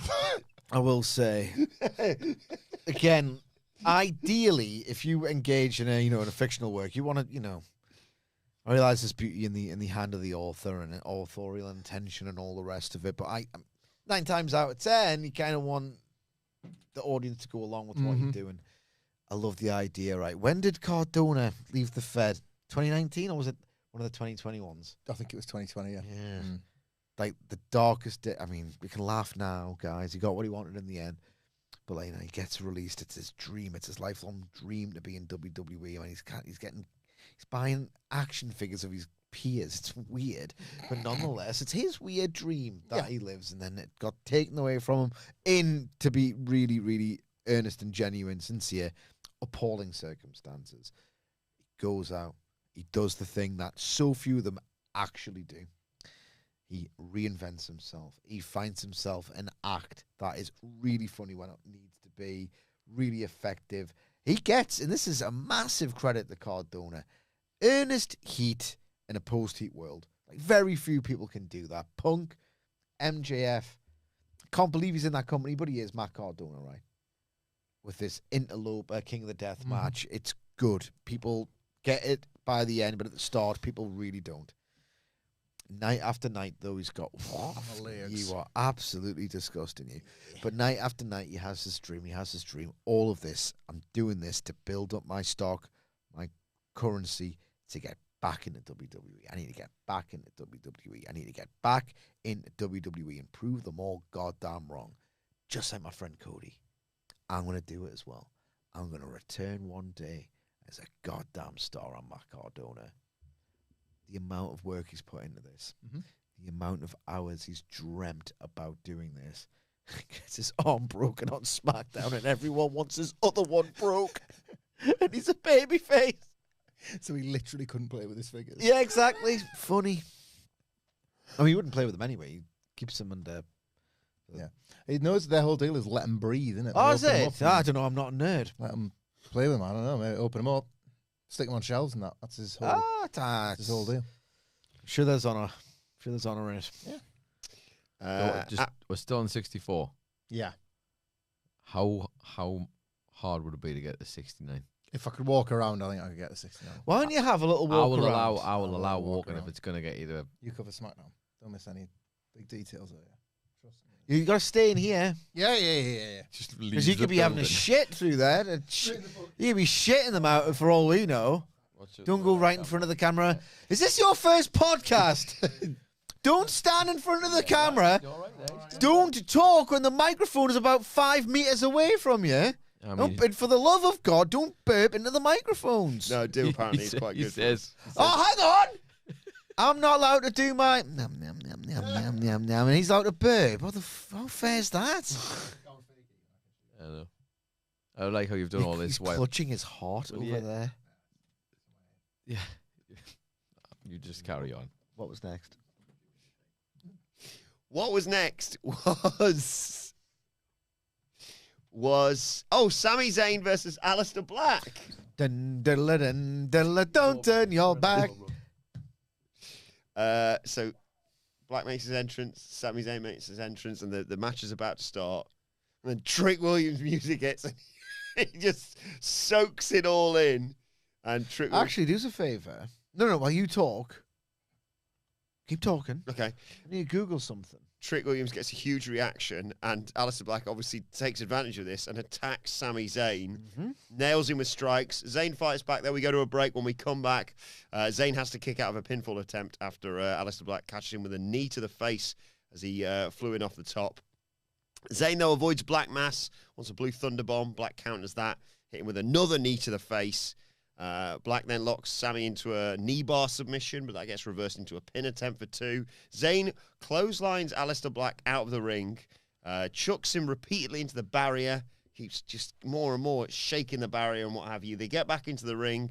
Zayn catches him with the exploder in the corner, goes for a haluva kick, but Black rolls out the ring, and as Sami Zayn goes out after him, he's pissed off with Trick Williams just sat there with his feet on the table. He pushes Trick's His face was magnificent. Yeah, he pushes Trick's legs off the commentary table.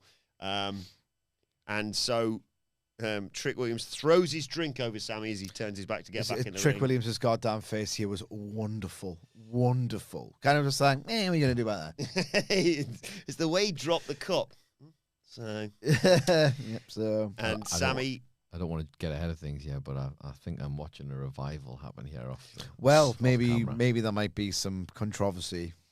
Someone said in the chat, I've lost it now, I do apologise, thank you for your comment, about basically saying, I can't wait to see Hamflett kick out at 2, and then suddenly fire up. Yes, so he throws the drink over Sami, who, obviously he tries to ignore it, but he doubles back and jumps all over Trick Williams. As soon as he steps back into the ring, well, as Sid said, don't turn your back. He turns straight into a black mass for Aleister Black to get the 1, 2, 3. It was flush. It was flush, I think. Good stuff. I will say that I actually quite enjoyed I always get punished like engaging in the action of a WWE TV match. You're going, idiot, doesn't matter. Don't watch this. It is a backdrop to backslop. Backslop. It's a backdrop, backslop to whatever angle follows. I'm not having him called WWE sloppy on me, but police. Backslop. But they had to tell the story of like Sammy getting progressively more and more pissed off, and Aleister Black was really good at his end of the bargain, chopping the crap out of him, kicking his ass to try and get Sammy into their place, to get him eventually so pissed off that he would get distracted. For a distraction finish, this was actually a decent one, and thought Hamflett would have been creaming over this when he saw it with the way that it led to a direction. According to Gemini, it depends on what we are classifying this, because during restaurant, as said, are you allowed to get up and walk around during eating challenges? According to Gemini, shit for brains. Okay. It depends. A restaurant food challenge, usually not allowed, it says. Many restaurant challenges strictly require you to remain seated at your table for the duration of the challenge. Disqualification risk. Yeah. Getting up, leaving the table, or receiving help with the food often results in immediate disqualification. However, competitive eating contests, standing is allowed. Yes. In professional or organized contests, competitors often stand the entire time to prevent stomach compression, which allows them to eat more. Eaters are generally allowed to move, dance, or jump up and down to help move food down and facilitate swallowing. It through. So if you want to dance, I mean, by all means. That's through them. Forget it. That's up. Down to the... How many have I got left, Sidge? How many have I eaten, should I say? 6, 7. Yes. I will say there is absolutely no complaints in the chat about you getting up. If anything, people are... the first comment from Mr. Jeans was, we're so back. And then you've got a slow clap building from Brazilian Air. Yeah. Hamflett fighting from underneath, says Eric Nolan. John Harrison writes, come on, Hamflett, you thick carved beauty. Mr. Jeans says, I wouldn't usually follow that with carved beauty. I would mainly Mark Bastard. Hey, 2 more, we'll get to 69. That's where we got to get, don't we? No, we've got to get to 100. I don't know if you know the challenge, but... no, not over. Come on. While we're young. Matt Cardona tries to get a match booked with Randy Orton and the SmackDown GM, whose name is Nick Aldis. and this is The second time. Says no. And then he's Why approached. would I book you? Sorry, Daryl Falconer writes, eat forever. What's better, getting the 69 or getting the 70?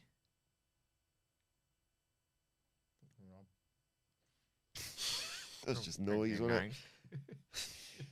There's Mello, though, and he's like, what's going on with the US title open There's challenge? loads left of this slop. Yeah, he's probably about halfway through this show. We're just about to get to the Jade Cargill bit that we talked about in the car. Mello's like, why's the challenge been closed? And it's because someone stepped up, and that person is Ilya Dragunov.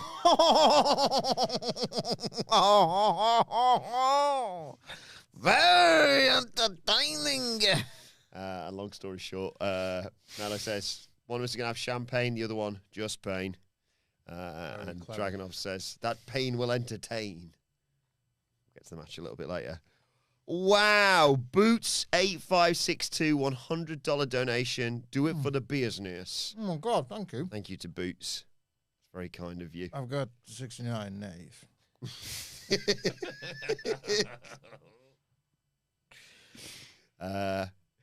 This was the bit with the Irresistible Forces saying how they're going to batter the Bella Twins and mentioning the name of some teams on Raw. Getting us very excited about this multi-woman, hopefully, tag team title match at WrestleMania. Speaking of which, Jade Cargill comes out next. Oh my God. What are you, my Gordon? I mean, I'm excited because we called what happened with the angle, obviously, and that would be the only reason for it. Jesus Christ. Jade gets on the mic, says, I'm not here to play with these people's time. Rhea, I know you're back there. Get your ass out here. And then we hear, Out comes Rhea Ripley, obviously. She does. Oh my God, you pregnant? Yeah, feel that way. Todd Pettingill's put on some weight. Oh, Christ. Gonna do this like. That's what I was thinking with this segment. Rhea Ripley says, what is it, Jade? What was the implication there that you couldn't get through this without masturbating? I think it was. Yeah, okay. Don't probably fish it. And I mean, folks, where's the lie? Wilbourn, you and you alone have made this podcast disgusting. You know that? Yeah, we're going to talk. We actually do something, says Jade. No, so it's Rhea to Jade, sorry. I feel like we've said all we need to say. I don't want to talk to you anymore. That was a wet one. The ones at the Nothing bottom. behind it. Not those birds. It's not about me. It's about what you need, says Jade.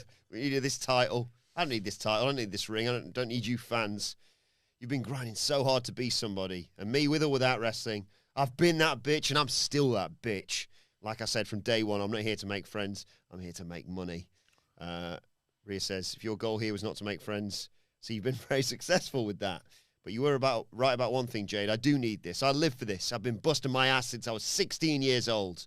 I'm not going to let anyone just come up here and walk all over me to get what they want. Jade says, oh, another sob story, Rhea. Would you want Jade Cargill to walk all over you? Say no. Yes. I don't care what you've sacrificed, what you've put in. Damn sure. Don't care about the women in the locker room. Wrestling didn't make me. I make it matter. Without Hang on, your wife and child watching the stream. Yeah. You're nothing but Io's little bitch. Rhea says. She knows. Gonna stop you right there. Not gonna let you disrespect me. This business or anyone else in it. It's obvious that you know. Probably. She's just watching. It's obvious. You know nothing about this business if you think I need that title. That title needs me. I'm going to put it in a way that you're going to understand. Now I want that title. I'm going to take that title. That's why I've given you a big WrestleMania match. Welcome to the big leagues, bitch. Now we're going to continue talking and we can do something about it. Go on. I'll let you get the first shot. Come on, hit me. Do something. Jay says, nah, on my time. She drops the mic and leaves. But her way is stopped by old rivals. B-Fab and Meechin. Meechin carrying a kendo stick. And they back her up. Rhea's just there. Yes, yes, yes. But all of a sudden, who could have called this, Michael Hamflett? Absolutely ages ago. I'll tell you how I spotted this. It's because the telegraph things in WWE. Nope, it's called plotting. They both got injured, didn't they, over Christmas? Yeah, yeah, probably missed a few of those Wednesdays. Yeah, that's all it is. And they came back and they were both immediately positioned as complete geeks, complete losers, right down to the week before Jade wrestled Meechin, where she was like, so you just let Rhea Ripley push in front of you, did you? And this is what we're talking about. We respect Rhea Ripley. Yeah.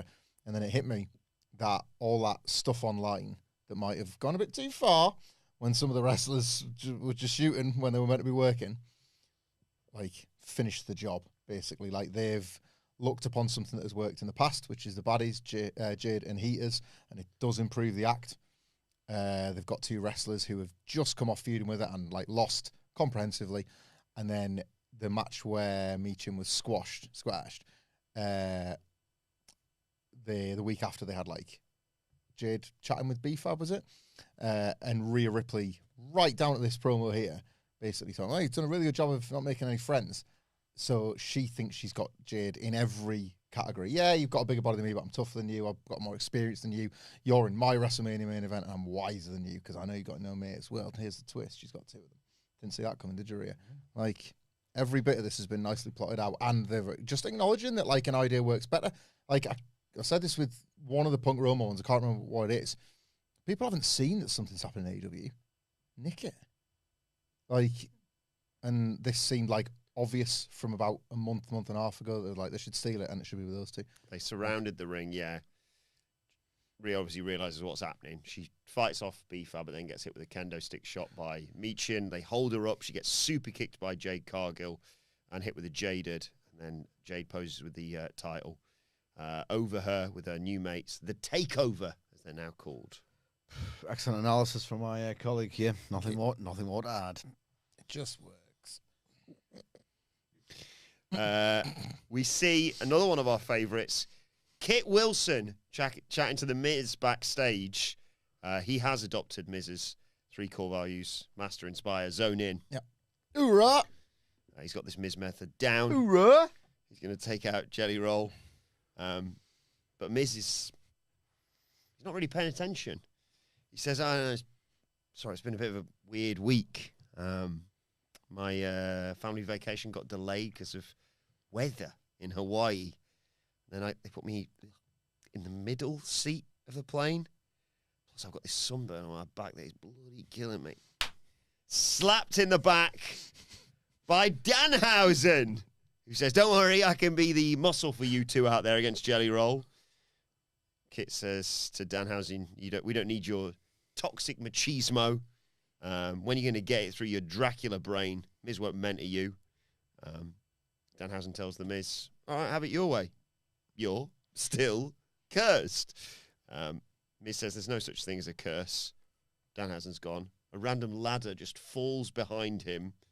And Miz suddenly realizes, I'll tell you what, it'd be better, rather than me being out there and holding your hand, basically, to have this confrontation. Why don't you go out there by yourself and I stay back here nice and safe?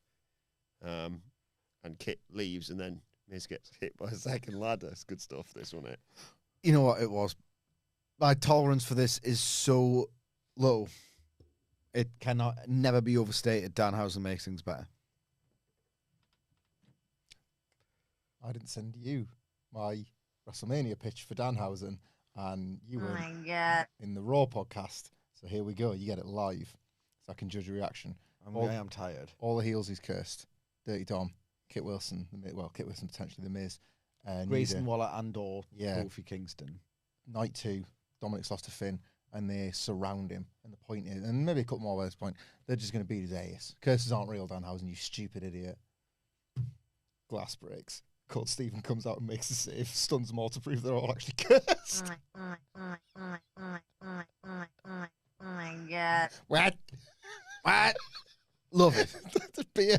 Danhausen, he pulls the thing away to reveal some sort of Danhausen 316 shirt with a little Danhausen. Danhausen 163. Whatever. He'll be the top seller on .com the next day. Yeah. Genius. We stay backstage because Solo Sikoa's there. Again. The getting up part's going to be the worst. With the MFTs, he's furious they've lost the tag titles. Kiss your bloody WrestleMania chance goodbye, he says. JC Mateo says, come on, Dad, that's on the way at 6. Solo says, It's on the way at 6. No, it's your fault. It's on you and on you to Tama Tonga, this is. Tama says, give the London back, mate. You could barely hear what he was saying. You've not been acting like yourself recently. And then he says, you're starting to sound like Roman Reigns. But before he can respond to all this, the ongoing brawl between Drew McIntyre and Jacob Fatu passes by to save any awkward conversations. In this prediction I've made that Roman works one match before WrestleMania, could he work Solo with Solo? It's an easy guy to beat, isn't he? Did him for the Ula Fala back on the Netflix TV. Did him. He did with Ula Fala, mate. Everyone said it. I think Roman's going to work a TV match before WrestleMania. All right, say that for the preview. We've got loads of review left. Why would he do that? To prove a point to CM Punk that he's better than him in every regard, and he keeps banging on about making towns and all that. And they're in the Garden next week. It's easy to make a town. Oh, where are we? Oh, Madison Square Garden. I'll make this town. Convenient. Right. This week or next? Next Monday. They're in TD Garden tonight for a bit of a wicked pisser. A wicked pisser. It reminds me, I put that useless idiot, Johan Wisser. A pun name for my FPL, Picked Wisser. Very good. No, he's appalling. And then they confirmed the announcement that Dennis Rodman is going to the Hall of Fame. Just release him. I'm not going to get a fee for him. So might as well send a message. You can't be doing that Instagram bollocks. Footballers I know get a pass for that stuff, but No, not with me. He's dead to me. You hear me? He's dead!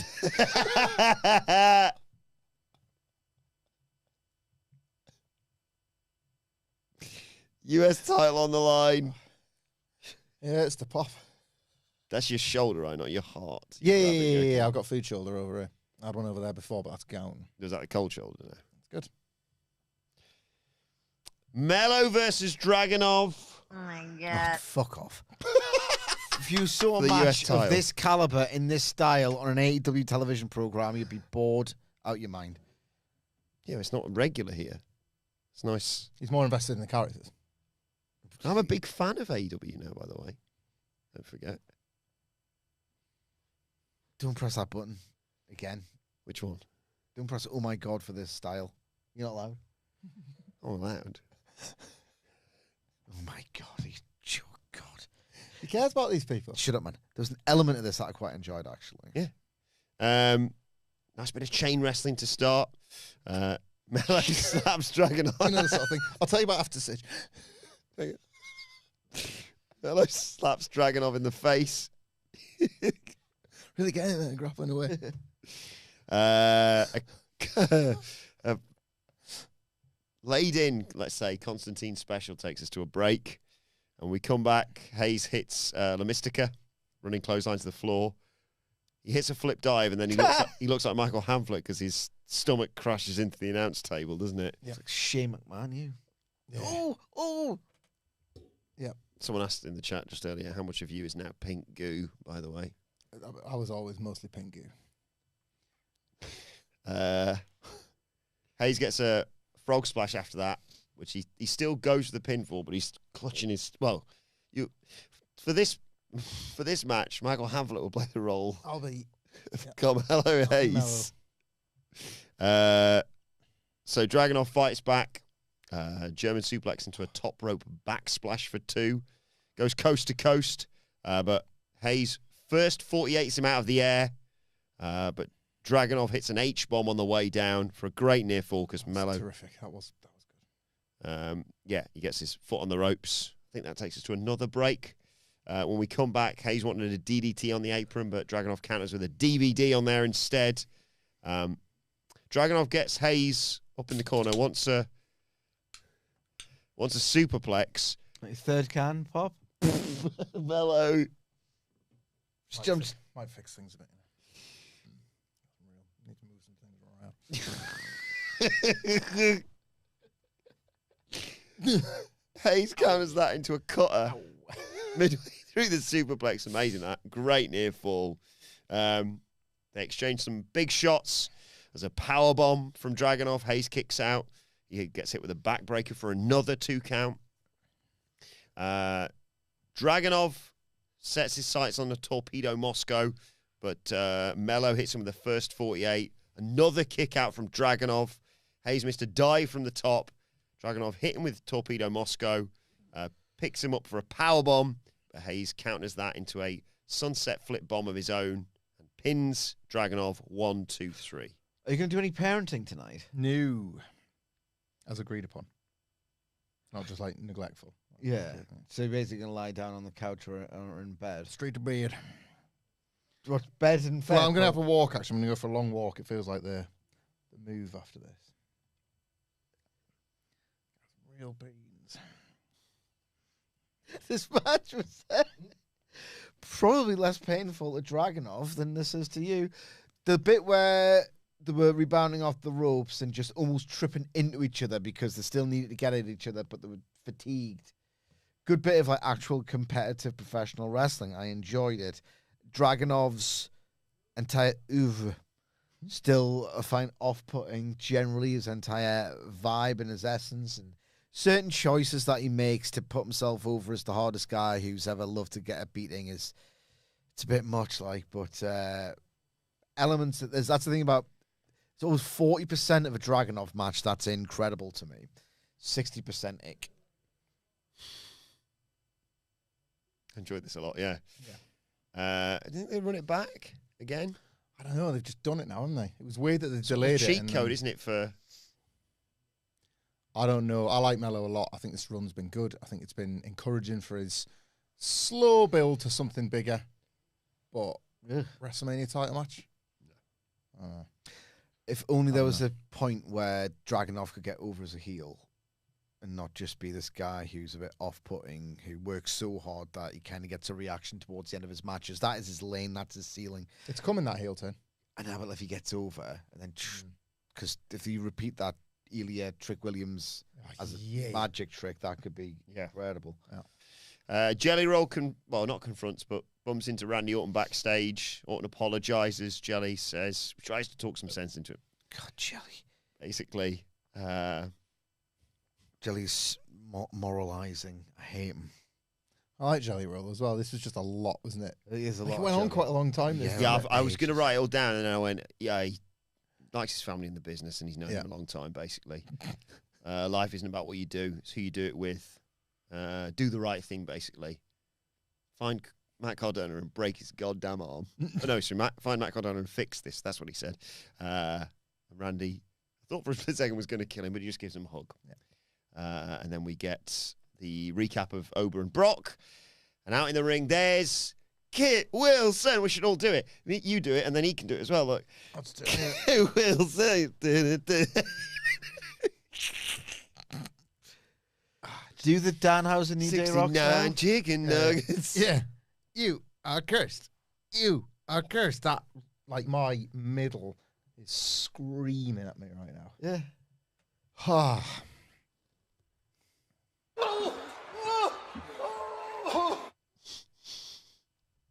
This is like, in a bit, I'll be so happy about this.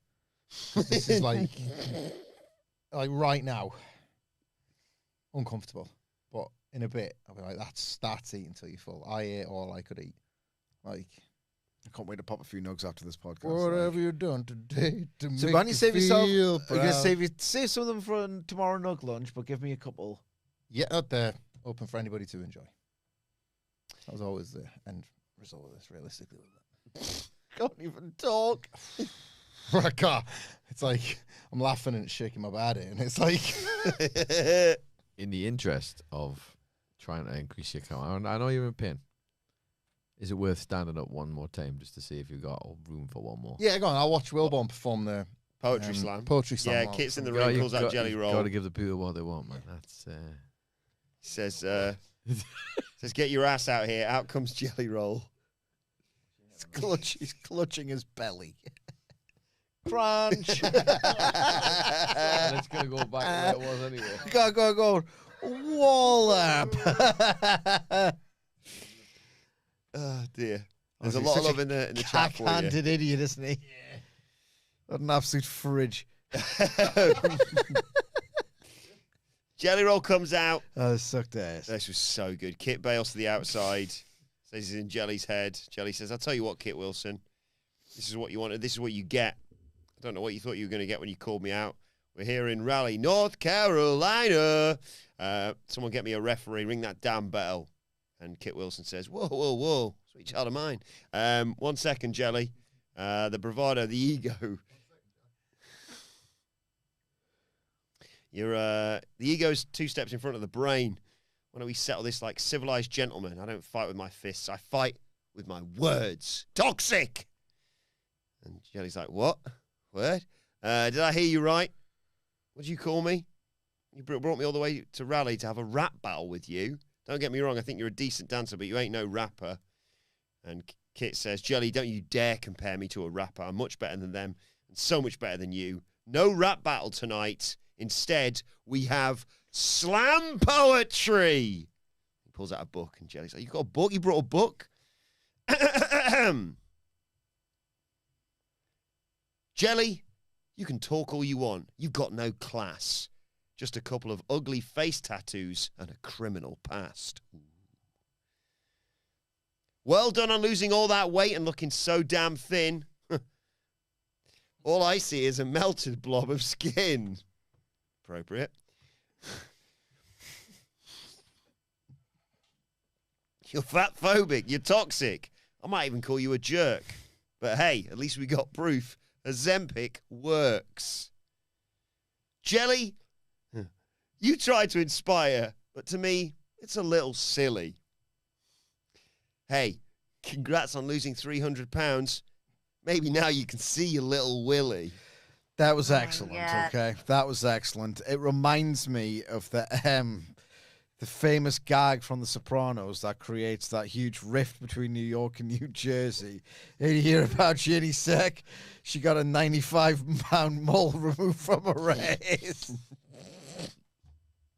It's when he goes to explain, is it the Carmine who doesn't get it? The implication is that her ass is so fat that she could get a 95-pound mole removed from it and no one would notice. A 95-pound mole.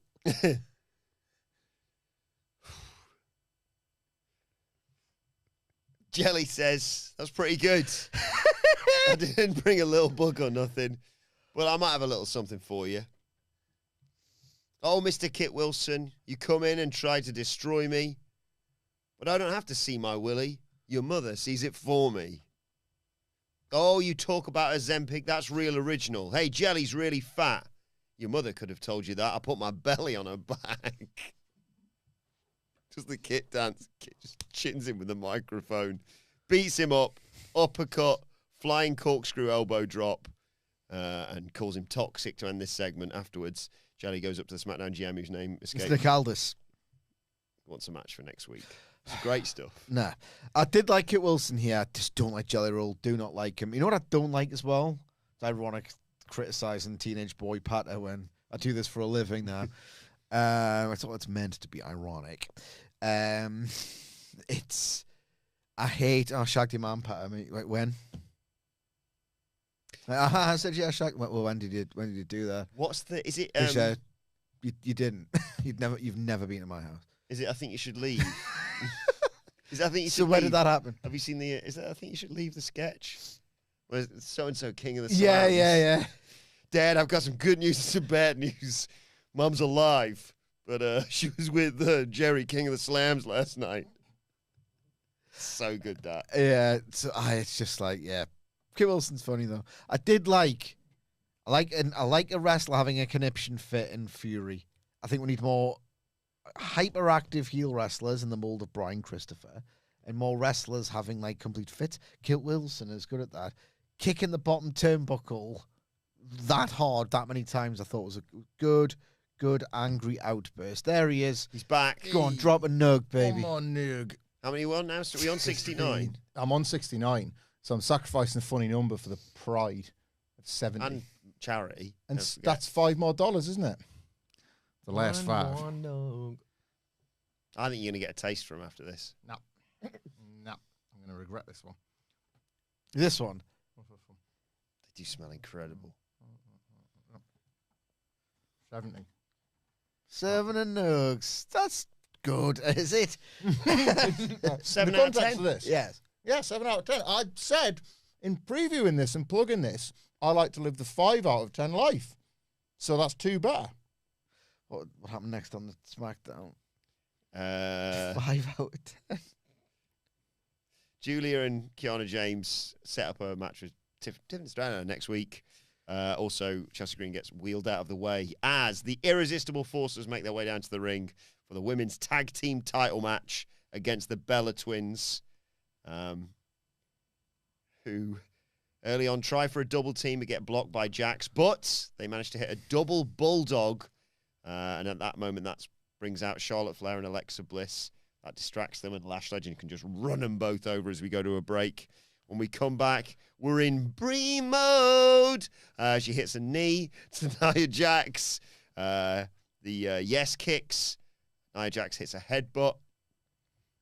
They go to the outside, do the Irresistible Forces. So Nikki dives onto both of them. But as they go back in, there's a middle rope Samoan drop from Nia Jax to Nikki. But Brie makes the save. Nikki, in all of this madness, gets the fearless lock on Lash Legend. Nia Jax grabs a belt, I think, to batter Brie for making the save earlier. Regardless, Charlotte, who's there at ringside, cuts her off, and they brawl for the disqualification. Who could have seen that coming? And it all kicks off with Charlexa and the Bellas and the Irresistible Forces And again, the champions stand tall with the, is it demolition decapitation, that move? Yep. Like holds it over the knee and then she leg drops Charlotte Flair Oh, no, as because well. demolition decapitation's the elbow. It's got a name. If you look at what is going to happen to Michael Hamflett's toilet bowl later, after this, you'll have my exact opinion of this match.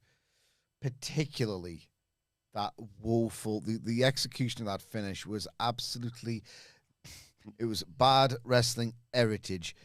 With Charlotte Flair and Nia Jax just, it didn't really look like it hurt Charlotte, that kick, so I'm not really going to sell that. And Nia Jax just like, it kind of grazed her, and she just went, well, I'm just going to wobble it somewhat and then do nothing. And then Charlotte Flair's like, turn it again, for God's sake. It was phenomenally awkward.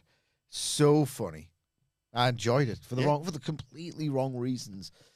Well, I enjoyed it. It's all coming together, isn't it? This Multi-woman tag getting set up for WrestleMania. Yeah, hopefully these two on in together. I mean, this is rubbish, wasn't it?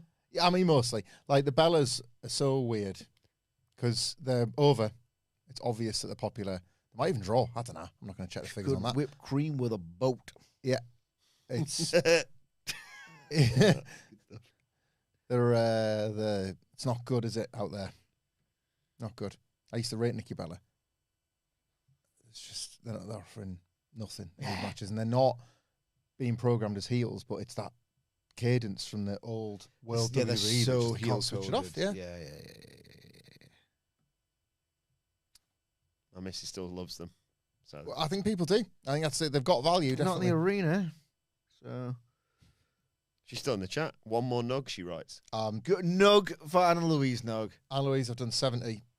I think that's me. For a You good- said that at 64. I did. Well, this is it. So stay tuned. I might do another one, but that's really not a stay kind of tuned. promise. It's like 2 months after the podcast. There you go. So that's not I've got some nugs coming my way. I'll give you nugs. I'll take you there. Bella Twins versus Charlexa next week. Yeah. Match of the year. Match of the year. And potentially. That's Kit Wilson versus Jelly Roll next week. Hamflett, a question in the comments from Mr. Jeans. I have to say, Mr. Jeans, I don't think it matters at this point. I think it's his body you're saying, no. He says, how much money for charity would get you to 75 nuggets? No, it's not happening because man. I don't wish to be sick in these nice facilities. But Well, we that's do where- have, out of shot for the people who'd like to know, a bucket for this. Yeah. Pick But it I up. will say that's an one last plug. I was checking my phone before because I was seeing the donations coming in. Lots of people have donated Oh, thank to that you. DSNE link that is in the video description. Thank you very much. Can't wait to That tell is- them about this, eh? that is, I have a really weird situation because I know the person that puts that information in like the newsletter very well. So like, yeah, by all means update it. Don't say how, but by all means say donations came in from people online. But just, I don't want the What greed. newsletter? The like, it's called Grapevine. It's the Down Syndrome Northeast newsletter. right, They yeah, produce show like events and donations and all of this sort of stuff. Will go in maybe with some of the details omitted. Travis is in the chat.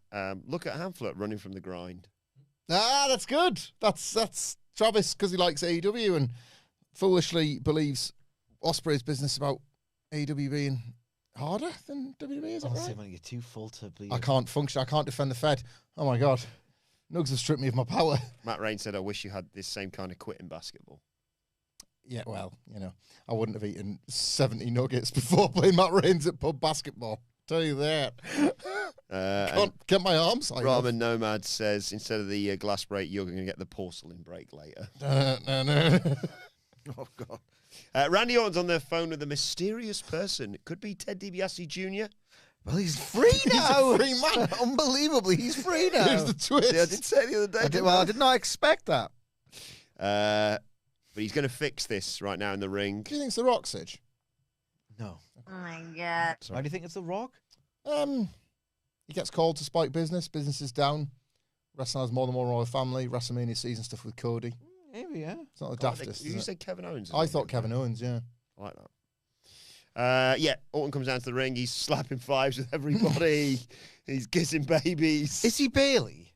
Or is this just an elaborate ruse? And if so, what's the point? It was for Matt Cardona's benefit because there's one thing he knows about Matt Cardona. He'll be watching every second of this program. Yeah, okay. Yes. He comes down to the ring. Oh, my God, they should make an addition of figure of this face turn.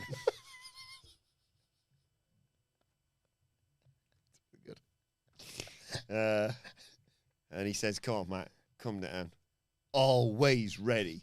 I love his fucking t-shirt, bro. I'm not finished. That's what it says, isn't it? It's like, well, you are.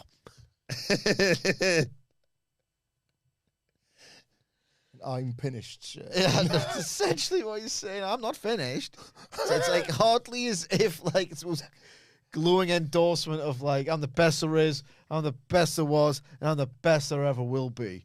I'm the best bout machine. I am the most electrifying man in sports entertainment today. I'm not finished. I've still got a little bit left. It's like a reverse Triple H's Game Over t-shirt. It is, isn't it? Yeah. Still got a little bit left. Yeah.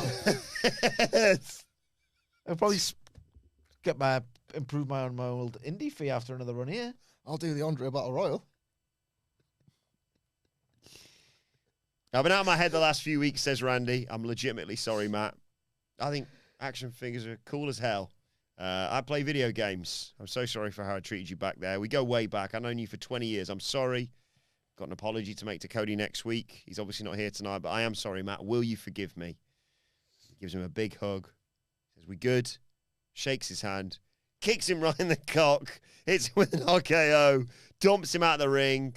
Batters him on the announce table. And gets the ring steps like he did with Cody last week, of course. There's all security. And, More carnage on SmackDown. and referees. I've gone with chaos for the notes of this show.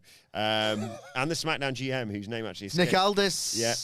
Tells Randy to think about WrestleMania. Sorry, I wasn't paying attention to that. Something like that. And Randy thinks about it for a while and rolls Matt back into the ring. Starts raining down on Matt Cardona. He wraps a steel chair around his arm. And everyone comes in. No, don't do it, Randy. Whilst also leaving a perfect path for him to shove them out of the way, stomp on the chair and presumably break his hand, arm, wrist, whatever. And the crowd are devastated with this action. And they show this by chanting, "One more time," as Randy is led out. Matt Cardona, we have some fun at his expense on this podcast, you know. He is not over in WWE. He's like this pitiable geek character. It's legendarily hilarious to banter him off. I mean, look at Kane. It's the one good thing he ever did. It's one of the funniest things ever. One of those dangerous bumps. Oh, Every no, it's- WWE, isn't it? Almost destroyed his cock check. It's like, boom. Looks like a frog. So it's frogging out. But the show isn't over. Anything else you want to say about this? T-shirt. I'm a pretty good frog.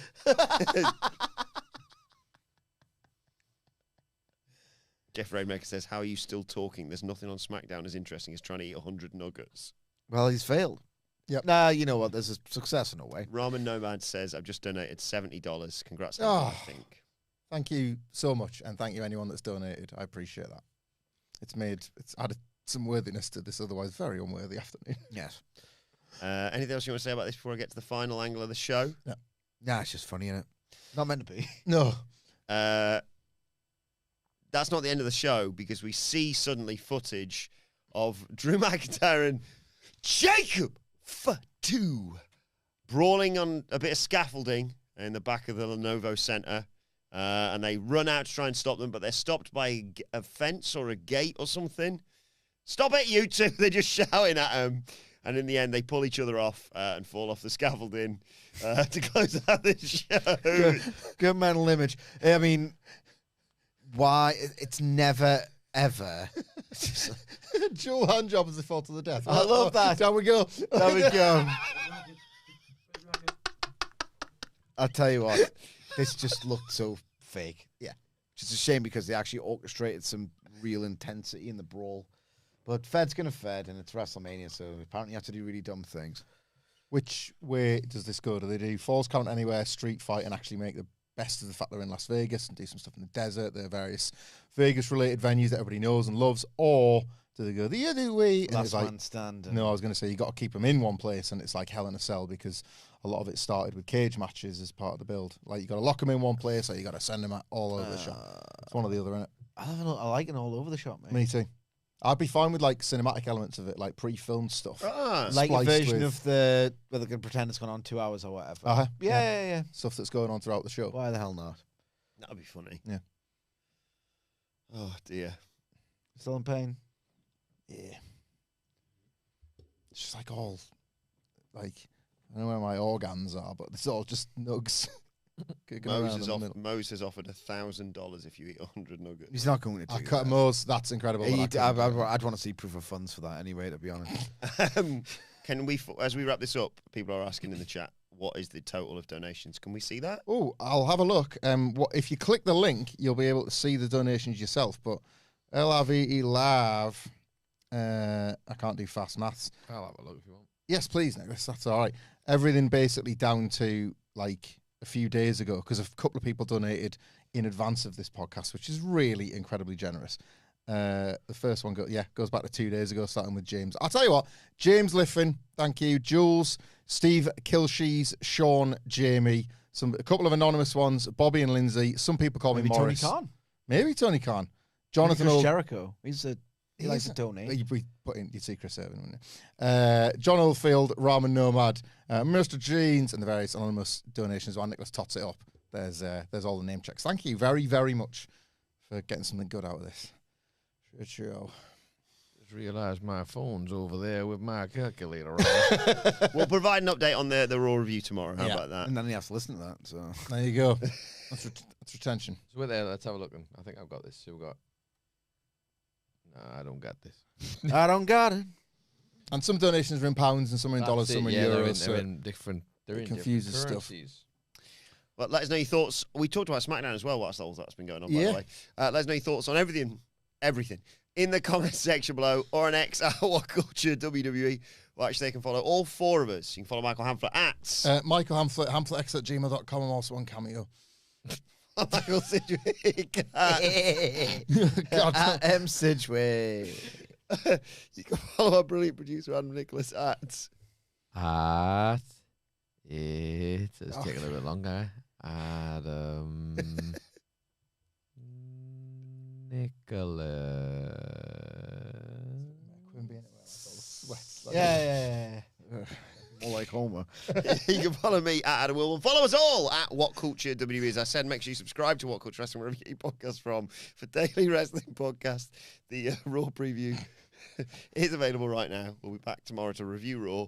But for now, it's been the SmackDown review where we've talked all about whether or not Hamflett can eat 100 chicken nuggets, a new Jade Cargill faction, Damian Priest and R-Truth becoming tag team champions, Randy Orton destroying Matt Cardona, and chaos with Drew McIntyre and Jacob Fatu.